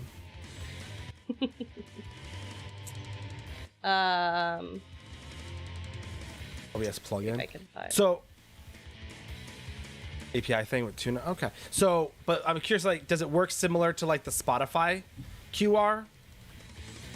Where you kind of like scan it in and like it automatically pulls you in? So these were the autographs from the voice actors. Yeah, okay. And then Nine did the little calligraphy. For those of you that don't know what this says, it says "We know" because that's 9. No, that's fair. Yeah, that's what I figured. Void. Yeah. One of these. This was the little map of. They had the map of the event, which was kind of cool. If it adjusts. Do we want to tease some things for St. Jude? Oh yeah, how about we shift gears a little bit and talk St. Jude, guys? Oh, I was talking about since we're gonna segue ESO into St. Jude. Yeah, so yeah, I'll segue ESO into St. Jude. Yeah, right, Void? Right? Thanks to a couple wonderful, wonderful, wonderful people at the event who asked not to be named. They actually donated their ESO goodie bags to the St. Jude fundraiser. So we are going to be giving away during St. Jude at least 2 of the bags, which will include the duffel bag. No, it hasn't. No. This little guy, including the code for the in-game guar. It'll have the coloring book. I think that's the bundle. I think it's the coloring book. Oh, it's a coin. There's also a coin. There's a coin. What I did with it. Yeah, update 42. We'll get the little honor. Get the little guy. Yeah. You'll finally get your honor.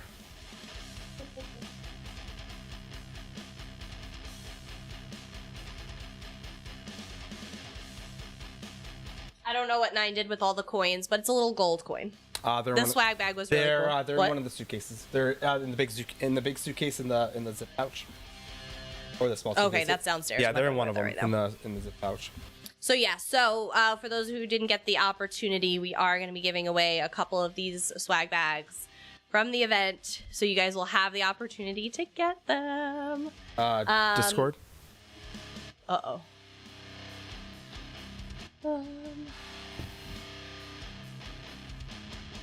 Yes. I wasn't sure if you were we are talking about those, also we are also I put it somewhere already. Going to be giving away an autograph copy for you guys. For the with all the voice actors autographs, we're going to be giving that away with St. Jude as well. But we actually got a little box today. I don't know if 9 wants to show y'all. So we are super excited to partner with St. Jude as St. Jude ambassadors. May is going to be coming up for our St. Jude. We're going to be running it for the entire month. We are going to be going after our most ambitious goal yet. We are going to be trying to hit $10,000 this year. So we have, that's gonna hold up a little higher. We have this lovely St. Jude box that just got delivered today, which usually they put some stuff to help us raise funds in there. It is a lot of doll hair, so. Which is why, if you know people with money, get them to donate. Local businesses, philanthropic partners, we're going to need your help this year. Because we're going to really push the envelope, see what we can't do. Y'all raised $6,000 last year, and 9 in turn got a Brazilian wax for you. So we are working on all of the incentives and stuff now. So if you guys have suggestions on milestone prizes, shenanigans, again, things you want to win, things you want to see for incentives, let us know. Let us know. We're working through that. We're going to be reaching out to some businesses and some companies to hopefully get some prizes for you guys. But again, we want to know what you guys want to see. But 9 could also make it a little bigger. Yeah, I was just about to do that. So let's start with, first and foremost, we have this nice little whiteboard, and maybe in here somewhere. Usually there's a little whiteboard, but I'll find a marker.